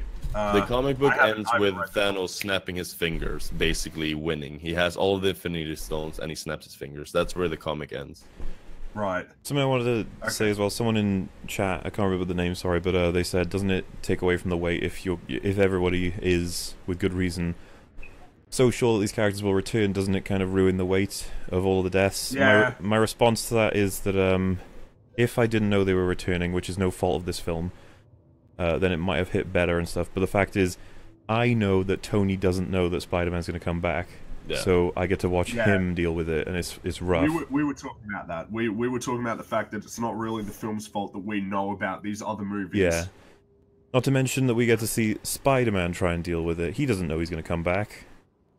Yeah. So this is content. This is genuine content. It's like that's the thing. In the context of this world, they're pretty sure that this is like they're pretty certain that this is it. That they've lost and these people are just gone. And they've been told this is what's going to happen, and they let him get the stone and leave. So this is just Thanos got his last stone, and this is what's happening. We're all going to die. I mean, honestly though, I kind of saw this coming. I knew that he was going to get all of the stones from the beginning of the film. I knew that they had selectively edited those stones out of the trailers. I was like, yeah, he's going to get all of these. Oh, yeah. I really thought he would. And I really thought he would. I said to Fortea, half my brain was like, it won't be this movie that he gets them all. Maybe he gets all of them and he has the last one, he goes to put it in or something. But then the other half of my brain was like, well, no, because this is definitely going to end with him clicking his fingers. That's going to happen. And I was like, and he's only going to do that if he gets the full glove, so... Yeah. I mean... Because, again, the fact that we know that there's going to be another one, we know that this is the one where he's probably going to win. You're sure he's not dead, then? He's not dead. I don't think so. I think he won and he's there content with his work. Which I mean, overall, I think Thanos is definitely one of the top-tier villains of the MCU. Hey, we were talking about that. Yeah, he is. He is. He has a motivation that he feels is justified. Like, be honest, you never would have thought you'd be saying that. No, I didn't. Everybody really assumed he's just going to be a tank that kills everything because why not? Yeah. But he's not. He's just a guy. That's the most interesting thing about him. He's not even like he's not like a god. He seems to be less powerful than an Asgardian. Like, but yeah. With the gauntlet, that's the point. Yeah, the only thing that like is his power, quote unquote, is I guess he has super strength because he fights Hulk. But he had two stones at that point, though. Oh, that's true. So I guess his only superpower, technically, you could say that his only superpower is that he can contain the power of the stones without turning into big. It's the glove, isn't it? Yeah. It's the gauntlet. Yeah. No, actually, no, because he could hold them in his hand. Exactly. That's what I meant. Yeah, but he was wearing the glove while doing that. No, I'm not saying he did it with the glove. I'm saying he has the glove on, and you can make an argument for. How did he put the space stone into his gauntlet? Oh, the power stone, sorry. How did he put that into his gauntlet if he couldn't touch him? Because what I'm trying to argue is not great. I'm just saying that the film could establish whoever wears the gauntlet now can hold thingies. Because the dwarf guy did say that it's like we had to create a device that made it capable of blah blah blah. It's like you could stretch that a little to say that. Besides, what's his name? Ronan could do one. Maybe Thanos can do. Yeah, that's true. That's true. Yeah, but and the Guardians Loki holds the Tesseract, so... Yeah, but he's a god. Yeah, and Samuel Jackson holds the Tesseract, so... it's easy. Yeah, he pulls it out in his hand. Glove, though. Oh, well, sure. I'll give you that. I just don't think Samuel Jackson's glove is it's all that powerful. I really like the scenes, though, with Thanos and Gamora at the Soul Stone part, even though I knew that he was going to kill her. Yeah. And like the film was trying to be like, oh, you have nothing you care about. It's like, come on, he's obviously going to throw you into. I was good. Yeah, I still thought they did the best they could, but I think everyone knew it was going to be her. Yeah. Like I don't think there's a singular person in the fucking audience that would have said, "Oh no way, he actually loves it." I think everyone was like, "No, he does." The biggest giveaway is the fact that he doesn't hurt her directly. Yeah. Well, yeah, that's right. He obviously, I mean, obviously he cares about her because he said many times that she was his favorite daughter. Yeah. Yeah, and he He doesn't actually like liked he her. takes Kind of- measures to just not do anything to her. He just wants the Yeah, information. like when she says that she hates like this life, she hates this place, and etc. etc. He just like, instead of like going on the aggressive and being like, "Well, fuck you," he's like, "Yeah, you've said that," and he's like kind of sad about it, like kind of even showing even Well, I more mean, of he his he like. he seems to establish throughout the film that it's at great personal cost because he seems to Mhm. also care about these the members of the Black Order as well.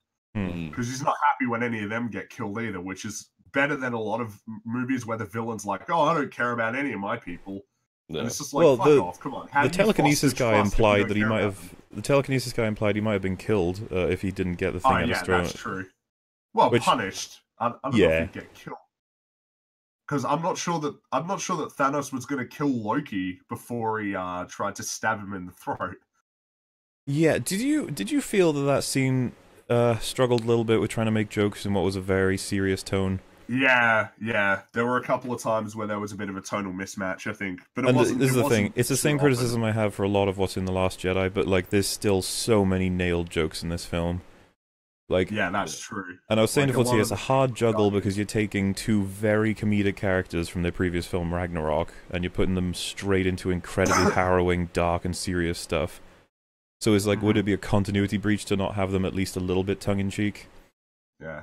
I'm like, But, I'm I mean, torn on I it. feel like- yeah, but I feel like there probably shouldn't have been any jokes because it's I said like half of that's the how I would have done it. Asgardians are dead. If I was writing You know? it, I would have had them be dead serious throughout the whole thing.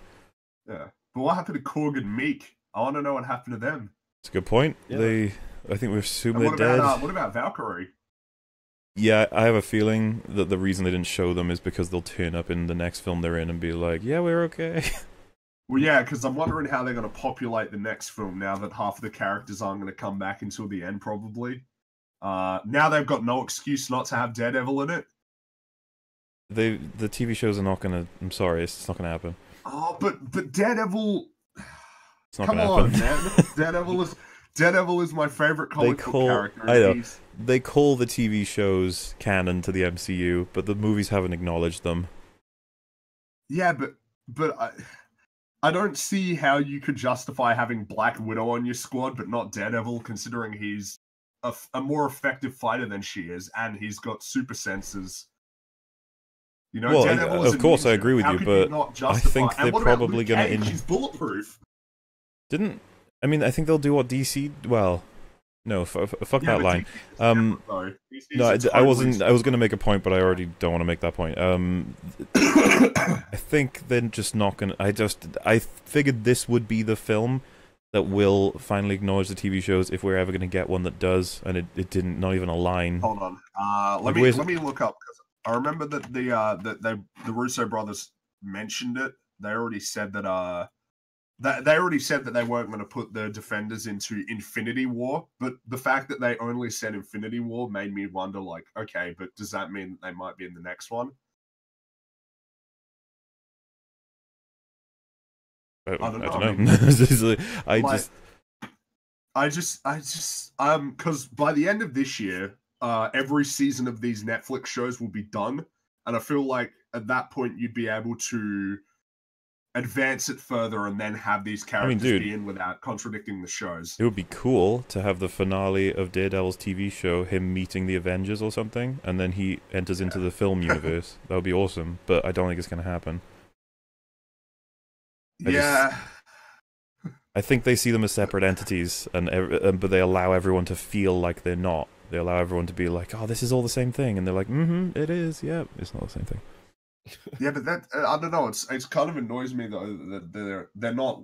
It's Daredevil is not some minor character, you know. Like he's not a minor Marvel character.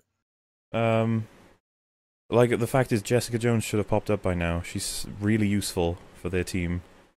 Well, yeah, but that was kind of an issue with the show as well. Like, there's a superpowered person in the show that she's fighting against who's killed several cops, and that they're aware that she's superpowered, and they're talking about sending her to the raft. And all I can think is, how come you haven't called, like, Tony here to deal with this. Yeah. Why are you still trying to deal with this with like just regular cops? You know, this is what I mean. I think they're going to be making the decision soon. Either we're bringing them in, or we're saying we're never bringing them in. Yeah, but I mean, to me, I can understand having, because Daredevil is always fighting against people in the shadows. You know, Kingpin is a crime boss. Mm-hmm. The Hand are a bunch of ninjas. Nobody knows who they are. Whereas with Jessica Jones, they're more overt, and Luke Cage as well, more overt risks, which makes it all the less reasonable that regular cops are just trying to deal with them. Yeah. And it's a matter of time as well. Even if Jessica Jones only beat the shit out of criminals, Tony should eventually get a flag about this. There is a woman rumor of her, because he's got an eye on superhero people, and it's just like I just don't think they're ever going to connect them. Daredevil, man. Daredevil's my guy. I just want to see him there. Maybe one day, Friggy. Maybe one day. Yeah. I mean, hell, I bring in more heroes. I want to see more interactions. I was going to say, I don't know what you feel about this, but it's just like, I felt that character and dialogue was just on point in this film. Yeah, no, especially, I was really surprised that Thor, to me, Thor was, probably my favorite in terms of the journey that he goes on. Yeah, especially that really hype moment when he comes to Earth and the music, gets ramped up. It was just, his entrance is awesome in the fight. It was awesome. Yeah. It was so cool. But it's also just the fact that of everybody, he's the one who's lost the most. You know, Heimdall's dead, Odin's dead, Loki's dead, half of Asgard is dead, and Asgard itself doesn't exist anymore. And he gets his. Sorry? Is only half of Asgard dead? No, all of Asgard at this point. Is it though? I thought that the whole thing with Thanos is half the universe, dude, perfectly balanced and all that. All of Asgardians were on that ship. That ship is blown to pieces. Yeah, but maybe half of them got let out. What are you? They're all killed on the ship. I didn't know that was the case, because I thought that the way that it worked was that half of the people got to live, no matter where he went. Hang on. The opening scene, they're all dead. Yeah, but what about? I don't know. Regular dead, not Thanos Gauntlet dead. Regular dead. Yeah, because that's what we discussed earlier. We discussed that earlier.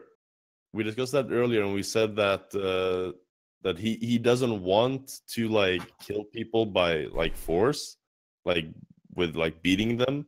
But the rule that killing half of the people is something he's gonna do when he snaps his fingers, right? But I'm just confused. Hang on, Fringy, why do you think Asgardians are alive? Well, people are putting out in the chat, there was a point in the movie where Thor said half of his people were dead, but it's also just because that seems to be Thanos' thing. Half of the people have got to go. Because remember when the scene with the flashback with Gamora? But wouldn't you say that's just why would Thanos do that when he's planning on doing the click anyway? I don't know. That would again half the Asgardians. Yeah, but that's better than getting rid of all of them, right? Well, my assessment of the scene was he killed everyone on board, aside from Thor and Loki, because obviously they're the people with the stuff. And then obviously Hulk. Hulk got booted out, Heimdall got killed, Loki got killed, Thor was blown up with the ship. The fact that the ship got blown up is pretty much the definitive death sentence for every Asgardian aside from Thor. Which is huge, by the way, that he's the last of a species now. Well, that means that you can have throwaway lines to rescue them. If there's a Thor 4, then and it's done by Taika Waititi, then Korg could be like, you know, there could be a tongue-in-cheek fourth wall breaking thing where he's like, yeah, we went off to get some food and we came back and everyone was dead. You know, easy. You bring it back in. Oh, jeez. So, yeah, if we can't answer them all, but if anyone wants to ask some questions, we'll tackle them and then see what we think. Because I think we're on the same page, all three of us, for how good this film is. It's like, oh, it's got some great shit in there, but there's still a couple things that are really annoying. Yeah. I think that would explain the mixed feelings. Because honestly, yeah, I'd say that it's a good movie.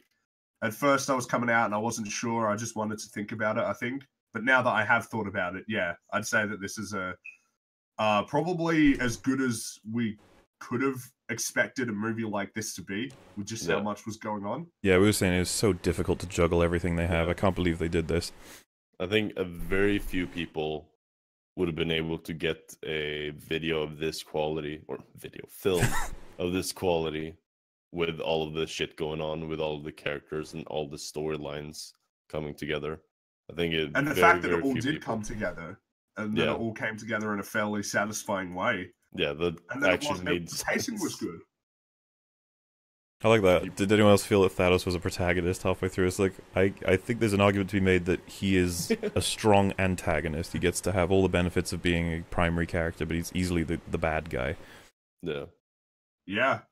They did a good job characterizing him and giving him a reason. Like, in his mind, he's doing it for benevolent reasons. He's doing it to save everybody else. I was actually saying to Fortea, I don't know if you agree with this, but like, I believe that Thanos believes he's right. Yeah. Yeah, well, he has justification in his mind because his home planet fell to ruin for the very reason that he's doing this because his home planet failed because there were too many people there. Yeah, and to add to that, Garmora's planet, which he did this to, is now blossoming. It's okay now. Yeah. I mean, it's obviously not a good thing to do. Like, you know, but you don't want to be killing Well, it's cold, isn't it? It's cold and logical. Yeah, but that's the thing, it's not even, you know, it's random. I mean, of course, it's interesting that all of the founding Avengers managed to survive, but it is, it is random. Yeah, Thor, Cap, Black Widow, Hawkeye we know is going to be in the next one, because we've seen him on set. Hulk and Iron Man. They're all good. That's kind of funny, yeah. Yeah. But it's fine, we're going to get them back anyway. And only one Guardian, you know, got out of it alive. Rocket. My boy Rocket. Yeah, I know. This is what I mean. I'm so ready for more. Like, I just want to see more. I'm definitely excited to see what happens next. I mean, it did its job in that regard. What do you What do you guys pick for your favorite scenes? Well, favorite scene if you can. I'm trying to think of it now because I think outside the box just asked. I mean, I would probably say the Spider-Man scene just because of the payoff.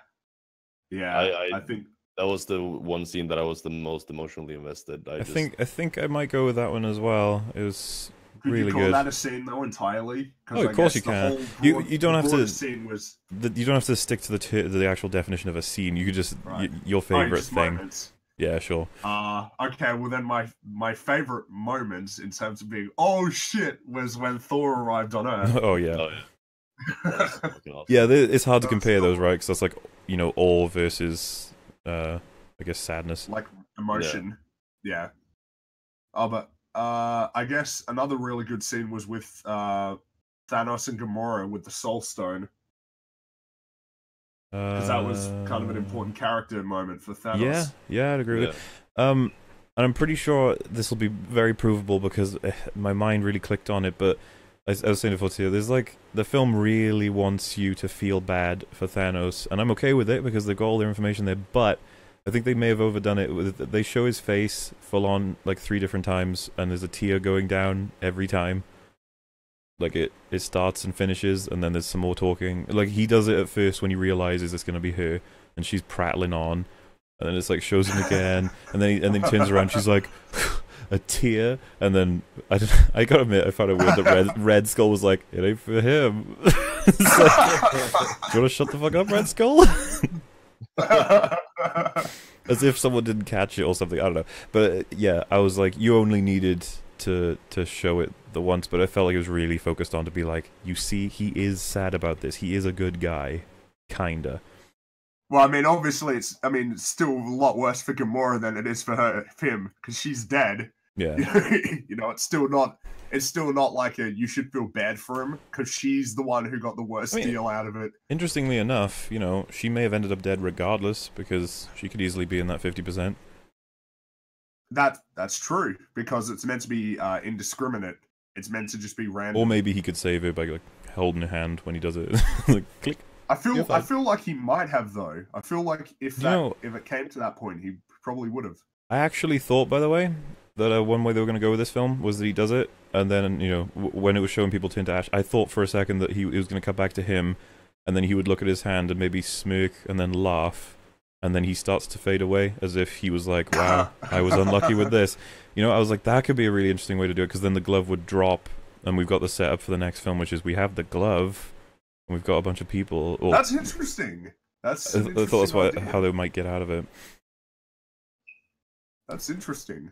There's a lot of ways that the new film can go. Actually, like I've told my theory, and like that's Also, definitely an option. guys, and what you said is definitely an option. The idea that the Russo brothers have written 2 films altogether. If the next one is good as well, like we have to remind ourselves of the feat once again that they will pull off. Yeah. Well, I'd say the fact that collectively they made the best one in the series in Civil War. I'm glad you think that. I'd say that Winter Soldier is top tier. I think Sure. it's top tier. I know that you don't think it's as good as I that, would but I would really settle like it. for the lowest of the top tier probably. Yeah, I suppose that's true because it's hard to rank them, isn't it? I guess. Oh yeah. And with this one, I'd say that I don't know. At first, I wasn't sure if I liked it more than the first Avengers, but I think thinking about it, there's a lot more emotional beats in this one. They pulled a lot together, so it might be better than the first one, which would make it top tier as well. Yeah, and now like going into because this is the 4th film that the Russo brothers do now. The next one coming up. Yeah, number 4. Like now we have a pattern, right? What is it? 2 is a coincidence, 3 is a pattern. Yeah. Like so Well, like a good quality. Yeah, 3 films of good quality. So now it's not only like It's not a fluke. thinking. Now it's they're gonna kind of make a good movie. expected. They have a lot to live up to now because now we're expecting a good film. Well, you got to remember like, that before they did these movies, they directed the paintball episodes, the season 2 paintball episodes for Community, which were really good. And that's how they got Winter Soldier off of those episodes. Yeah. Wow. Yeah. Those episodes, that's my favorite paintball, action. because there's a lot of paintball stuff in the show, and that's my favorite iteration. It's the Western one, right? Yeah, that's the one. And then it was Star Wars afterwards. Was it Star Wars? Yeah, it was Star Wars in the second one because Abed became. Oh, Han you're right. Solo. Yeah, you're right. Because he became Han Solo. I love Community. No, yeah, I love it as well, but I think you're probably going to be better than me on that. Well, I've been watching it recently. Yeah, so, I haven't watched it in a couple while now, but I still do love the show. It was great. Yeah. Did Thanos drop the gauntlet? Lin. No, he didn't drop the sorry. gauntlet. I was just saying if he did. He didn't drop the gauntlet. Right. He had it with him in the. But they did show it quite damaged, didn't they? I'm wondering if it will work again. It probably can't Because do if the he- same if- stuff. Maybe that's the point. It's nerfed. I guess it has to be because once it's established that once he has the 6, you can't beat him. He's basically unbeatable at that point. And yet, by doing the thing that he wanted to do, he is now beatable. Yeah, that's what I'm thinking. That's got to be it, right? Because how else can you come back from this? Yeah, and there's a lot of ways they can take it. I mean, we were saying this about this movie. Where were they going to take it? And now we know, and I'm happy, like for the most part. Yeah. Because it's like as Doctor Strange points out, there's there's hundreds of thousands of millions of different ways we could have gone. I think they succeeded with this one. Mm-hmm. But it's to be like succeed or failure just means that they need to have been competent enough, and I think it was well more than that. I'm sort of underselling it by saying that. So Actually, when I can we just thought expect the unbridled joy? Yeah. That's the plan. There's a lot to say about why this movie is good, and I'm gonna have to put a disclaimer in the video I make saying yes, there's a hell of a lot of things that are wrong with it, but the whole point of my rage, or the opposite, is that I ignore the one side of the argument. Yeah. They're very much this is biased something videos. actually- I mean to ask this now that I think about it. Do you think that it was wise for the Avengers to not just immediately destroy the Mind Stone, but to actually sort of try and get it out safely before destroying You know it? why? It's the only person that could do it is the one person who loves him and demands an alternate method, and that's what got it fucked up. Because I think I got a better one to counter for you, like a better actual problem. I said this to Fortea. You know that they're like, okay, so we got them all coming up the front, and there's some going around the sides. That if they get through, then they're gonna go straight to Vision, and that's a huge problem. It's like, okay, so the answer. We're going to open a giant gap to let the whole army flow in and hopefully hold them back. And it's like, okay. So that the ones that are on the side... still prevent other guys from going around the sides? Well, yeah, If anything, the it makes idea it a is lot that they'll be easier like, for oh, we can get in that way, let's just go. Nah, So you're right on that point, but the other point is, why would you do that when you can just maintain the formation you have now, which is knocking out, what, like 6 per wave, which is easy, considering the powers they got there, and just put somebody outside the room of vision that's a superpower, you know, like Scarlet Witch, which they already had, who could fucking... Do you remember what they say? We can't get to him because, until Scarlet Witch leaves, so she leaves, and they're like, okay, now send Creepy Goblin Man in, and it's like... How did they get in?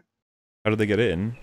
I am assuming they would have gone through the giant gap and then made their way to Vision directly, I suppose. But then how did they get past the army? Oh well, it is a giant battlefield. I mean, I'm kind of making excuses here because I can't remember a scene that establishes that. There was no scene. He was in there. That's what happened. You're probably right. I really can't remember. Maybe he teleported in, but then... I was going to say, he does use that thingy, but the dome is supposed to... I don't fucking know. Point being is, they should have just maintained the plan and just posted people around the center, which is Vision, right? Or is he at the back? I don't fucking know. Either way, Scarlet Witch could probably knock out a shit ton of those things, so it doesn't matter if loads of them get to the room. Yeah, that's... But again, even if they open the thing, I feel like you'd still have some of the guys go around the side. What's stopping them? What, just because you've got a big hole here, they're all going to run through there instead of doing the smart thing and going around the sides? Yeah, I agree with you. I mean... these things are portrayed to be kind of mindless, but even still, like, I don't see why you wouldn't still do that. Yeah, this is because, like, I just didn't like that plan. And besides, they opened such a big gap, man. They did. And I know you could be like, that was the only thing they can do. It's like, no, it wasn't. That's the writer's choice to say that's the only thing they can do. Don't start with once that. you establish that you've got this impenetrable force field... Oh, sorry. That's all right. I'm still ill. But yeah, I don't know if maybe that goblin dude could have just gotten through because he's, you know, more important than the randoms. Maybe he went in through the back. I don't know. I'm not sure. Like I said, there should have just been a scene for it to make it clear. What did you think about the fact that they retconned Thor's eye? Oh, what, by just putting in, like, a little magical eye? Like, you know, let's not mince words. They basically just said, no, he's going to have his eye back. Yeah, I mean, it was nothing to me, really. It doesn't, sort of like, it doesn't really matter. It's just a strange choice. It's like, oh, okay. My friend's theory was that, he probably didn't like wearing the eye patch. Just like, alright. I'm not sure I like the eye patch, so... Huh. I'm not sure. Oh yeah, Moist just said that it's the Guardians of the Galaxy 1 reference, so I was right the first time. What, the eye? Yeah. Oh well, like I said, I know the leg was in Guardians of the Galaxy 1 as well.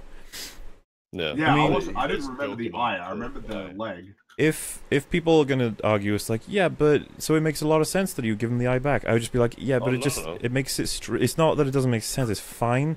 It's just you can't help it. It's a resource that was taken and then provided back. So you're just kind of like, was there a point there? So why do you lose his eye? Yeah, it's like I guess the things that I'm really stretching to say are reasons for this to have happened as an event is that one, we get to have lines from Hela comparing him to Odin in Ragnarok. Easier when he's lost an eye, I suppose. It's like, that's something. We get to have the fact that Rocket clearly cares about him to give him the eye. It's like, yeah, that's something. But, you know, it feels very much like that doesn't feel like that was the point of it all, though, does it? No, like I said, I just think the whole eye thing was weird. I don't know, maybe I feel like it was probably just let's just let him have both of his eyes. That's how I feel about it. I feel like they were like, fuck it, just give him the eye back, goddammit. Yeah. There was someone in chat who mentioned that apparently, like, according to Norse mythology, like, losing an eye is like the equivalent to, like, gaining more knowledge or something. Like, you lose maybe Kratos needs to slice his eye in half. Guys, we should all lose an eye. Also, Bio just said, if you think about them as a basic computer AI in video games, they will stop from destroying a wall if there's an open path. There's no establishment that they're completely mindless. You would imagine that they're controlled by the subordinates. And it's a bit pretty... I imagine that they were just sort of like a horde, I guess. So they're not mindless, but I guess they're very... Well, you know the ones that were already really... going around the back? You'd think that maybe some of them would have gotten through, because it's not like they're going to run all the way back, are they? Or are they? Yeah, that's... Well, I mean, why would they, you know? Because it was demonstrated that they have no concern for their life. Yeah. So they're not actually going to do what's self-preserving. They're just going to do what they're supposed to do. Also, that fucking barrier, dude. It's so dangerous. What if someone random was walking through the forest and then they bumped into it and... I was just trekking. These things that felt quite threatening. Like, it was pretty visceral sort of combat with them. In fact, the whole movie had really visceral combat, if you ask me. Like hard-hitting. It really felt hard-hitting and painful. Oh yeah, the first couple of scenes where they like throw punches at each other, like the sound effects were like they were huge. I was like, whoa, what the fuck? Bio said that Odin gave his eye up in exchange for wisdom. As in, it's a little bit more specific than the way... It's not like he just lost an eye to get wisdom. And apparently, this only applies to Odin. Like I said, the only thing I could really draw from it is that it's just a reference to his father, and thus part of the payoff, I guess. I just think that's weird. Like, we know that Odin had one eye. You don't have to, like, cut out Thor's eye to remind us of I gotta be honest with you, when I saw Ragnarok and she cut him on there, I was like, ooh, that sucks. But I didn't I was like, oh, he lost the eye? I was like, oh, I thought she just cut him on it.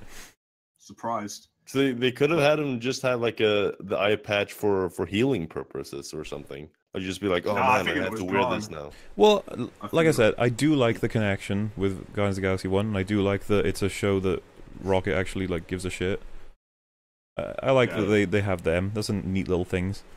Do they need to show that Rocket cares though? We know that he cares.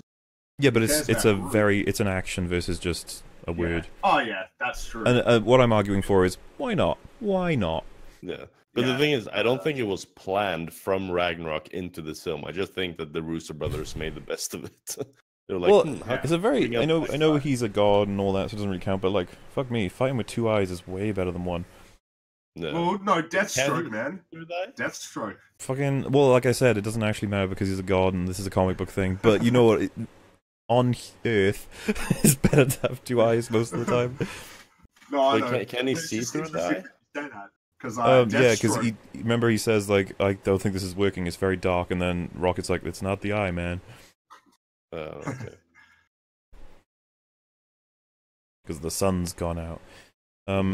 Nebula is one of the characters I probably rate as being like, oh, she was threadbare in terms of we get told. She didn't get much. Yeah, it's not a problem. I'm just saying, like, it's an interesting, like, you could see that she'd be close to being booted out of the film with how limited she was. Which is odd when she actually has a relationship with Thanos. Yeah, I feel like she was stripped down to her core, which is her connection to those two. Yeah, but maybe she'll get a more important role in the next one. Well, she's probably going to replace Gamora on the team for Guardians now. Which is interesting to think about. Because there is a Guardians Volume 3, and I don't know about you guys, but I think Gamora is permanently dead. I think so. I don't think that they can undo that. I feel like it's only the people who got killed by the Gauntlet. Yeah. I think that they can undo Vision, though. Who died, please? Please tell me. Destroyed. If we discount phase deaths or whatever, the deaths in total are Loki, Gamora, and Vision, right? But Vision's a 50-50 because he could be repaired. Yeah. I think they're going to bring I don't know. Well, I think he's perma-dead, personally. I think he is because he had this big dramatic part where he died, and then they reverse it, and then he gets killed again. I feel like you can't reverse it Not again. just... The line that did it for me... Because we've talked about how he's a robot and he could be repaired, but it was... Scientist girl said, we have to take these things out carefully, because if you fuck up one of them, it'll just, like, screw his whole system. No. And it gets torn out of his brain, so I'm pretty sure that something is gone in there, you know? Yeah. But I'd be fucking distraught if they were to bring back Loki or Gamora. I'd be like, bad move, bad move. Yeah. Let them die. Please let them die. I think that Loki's definitely dead. I think that he's dead for sure. Because he had his character arc. He really got to the end point in You know what it is, though? Ragnarok. He's great. You don't want him to be dead, really, but it's like, it's his time. It is. He's been in it for 7 years, you know? Yeah. He's been in it for a while. Well, that sounds longer than it is. You know what I mean? Like, he's got Thor, the Avengers. He's in Thor 2. He's been in 6 movies. Oh, well, there you go. Wait, has he? Yeah, Thor, Avengers 1. Thor 1, 2, Dark 3, World, Avengers. Ragnarok. Oh, 5. 5. Yeah. Including Infinity War. When Yeah, that's enough. when he says, "You shoot Spider-Man, I'll shoot this guy," and then Drax is like, "Do it, I can take it." No, you can't. Oh, this is so good. I really love that whole scene when they clash together, because you'll probably agree with this, I imagine, because it's great as well, but when we knew Avengers was happening, you do, even though they're a team, you want to see Thor, Iron Man, and Captain America match up and see who wins, right? You're just like, well, let them have a bit of fun, and they do, and we get to see Quill versus Iron Man, Spider-Man versus fucking, like, Drax and shit. It's just like, yes. As long as they don't kill each other, it's fine. Spider-Man would have beat the shit out of Star-Lord, though. Well, that's the thing. He has him with the gun right next to his head, and I was thinking, like, I wonder if Spider-Man's armor is good enough to just that wouldn't hurt him. And besides, he has the regeneration thing too, and super strength. Well, yeah, that's right. But it doesn't matter because fucking as long as Star-Lord doesn't know that for sure, so it's fine. He'll still maintain the threat. I like the fact that they sort of played with that. The fact that, you know, these guys don't actually know who the Avengers are. Yeah. And then once you got that common thread with Thor, it's like, oh, Thor. Wow, they do Thor. the well, I need to hear it again to know if it's a true reference, but I'm pretty sure it is. You know, it's like, I'm Star-Lord, that he's like, who? And then they say, we're the Avengers, and he's like, and Star-Lord's like, who? I don't think he said that he was Star-Lord in that scene. No, I'm saying that it's the reverse. Oh, like, yeah. These are people that are important, telling Star-Lord he should know them, but he's just like, who? Especially because he's from Earth as well, but obviously he was too early. Oh, yeah, and then they played around with that, like...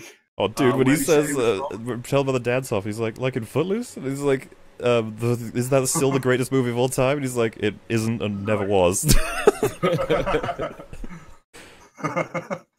Seriously, they're really good at dialogue. Like, I can't get enough of their writing in these films. Yeah. Super punchy when it needs to be. It's putting them on the map in my head, you know? I was like, oh, they're those guys, they made Winter Soldier. And I'm like, oh, they're those guys, they made Civil War. And I'm like, oh, they've got these 3 films under their belt. And if they pull off the 4th one, then that's a pretty impressive track record. You know, how often does a single director or a team of directors do 4 really good movies consecutively? Yeah. You know, the best I can think of is 3 in the case of Peter Jackson with the Lord of the Rings trilogy. Oh yeah, and someone just pointed out in the chat when they're talking about Titan and the planet and stuff, in the background Mantis is just jumping up and down because she's got the low gravity.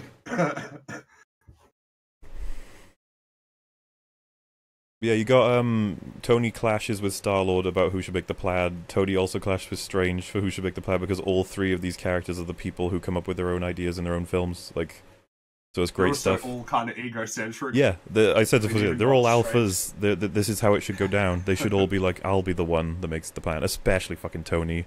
Of course, he thinks he knows best. That's one of the important things about these films, is the conflict. As much as them working together at the end. Yeah.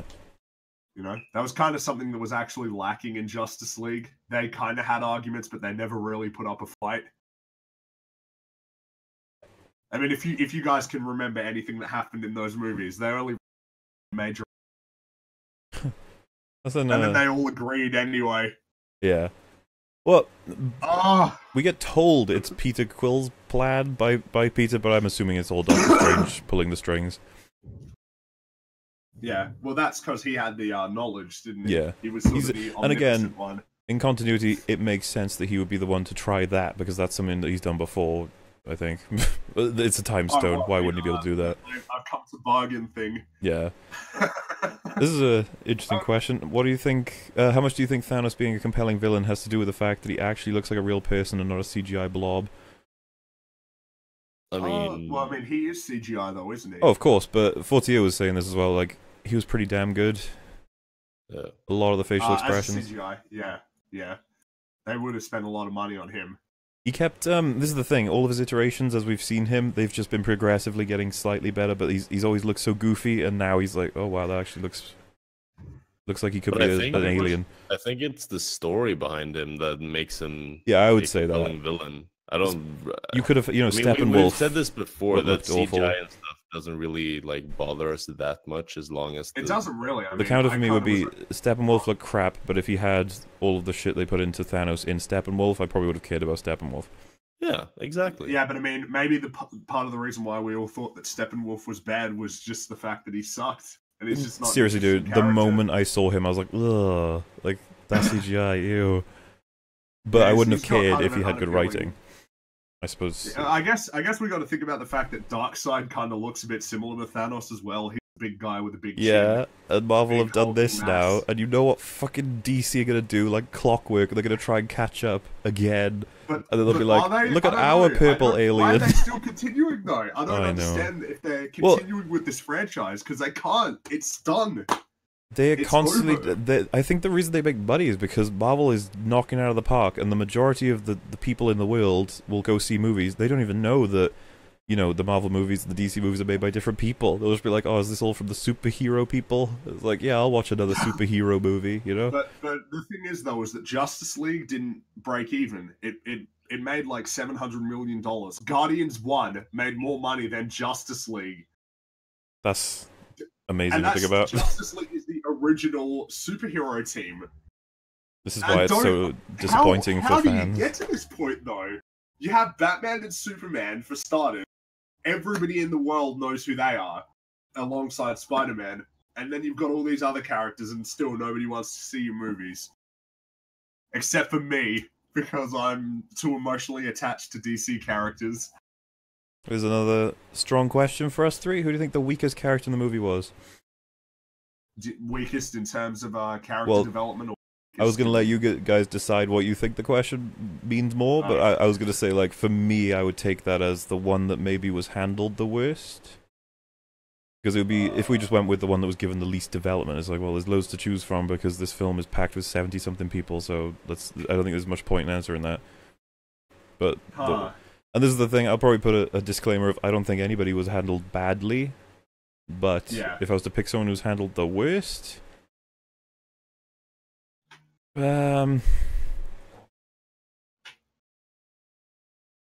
I might have to hear some arguments because I'm not sure. Yeah, me neither. I felt like Spider-Man probably should have had a few more lines. It felt like he wasn't as active a participant as I would have liked, but then again, he still did have an important role. Yeah, I was gonna say So that I might was just- pretty satisfied, and I can't see pushing him more without taking away from something else. Yeah, but he's Spider-Man. You know, he's the Sure. Marvel guy. But he's not Marvel's currently. main guy. He's not. I understand that, but like Iron Man and probably fucking That's- Captain yeah. America are the men for Marvel right now, and then Thor coming close second with Peter Quill and Black Panther probably next up. Well, But Black Panther now I just because looked of his over the movie. poster. What I just said is pretty much exactly how they're actually posed. Yeah, I mean, I I just know, realized. I know that Tony is the main character. Like Yeah. I know that, but it's just Spider-Man is the main Marvel superhero, so I always kind of feel a little bit disappointed when he's not pushed forward. I know that he's a new addition, but he's Spider-Man. But Some even people then, got suggestions I mean, it was there, fine. like Black Widow, but I don't. She was She fine. didn't have much. She did not have much. Sure, but the question isn't development-wise, is it? It's just badly handled. Does badly handled 'cause mean there they don't wasn't do mu- much? Because there would be loads of people who that would apply to. I don't think that's fair. Yeah, but what about the fact that they didn't really have much with her with Bruce? I felt well, like they I've kind of needed heard a scene.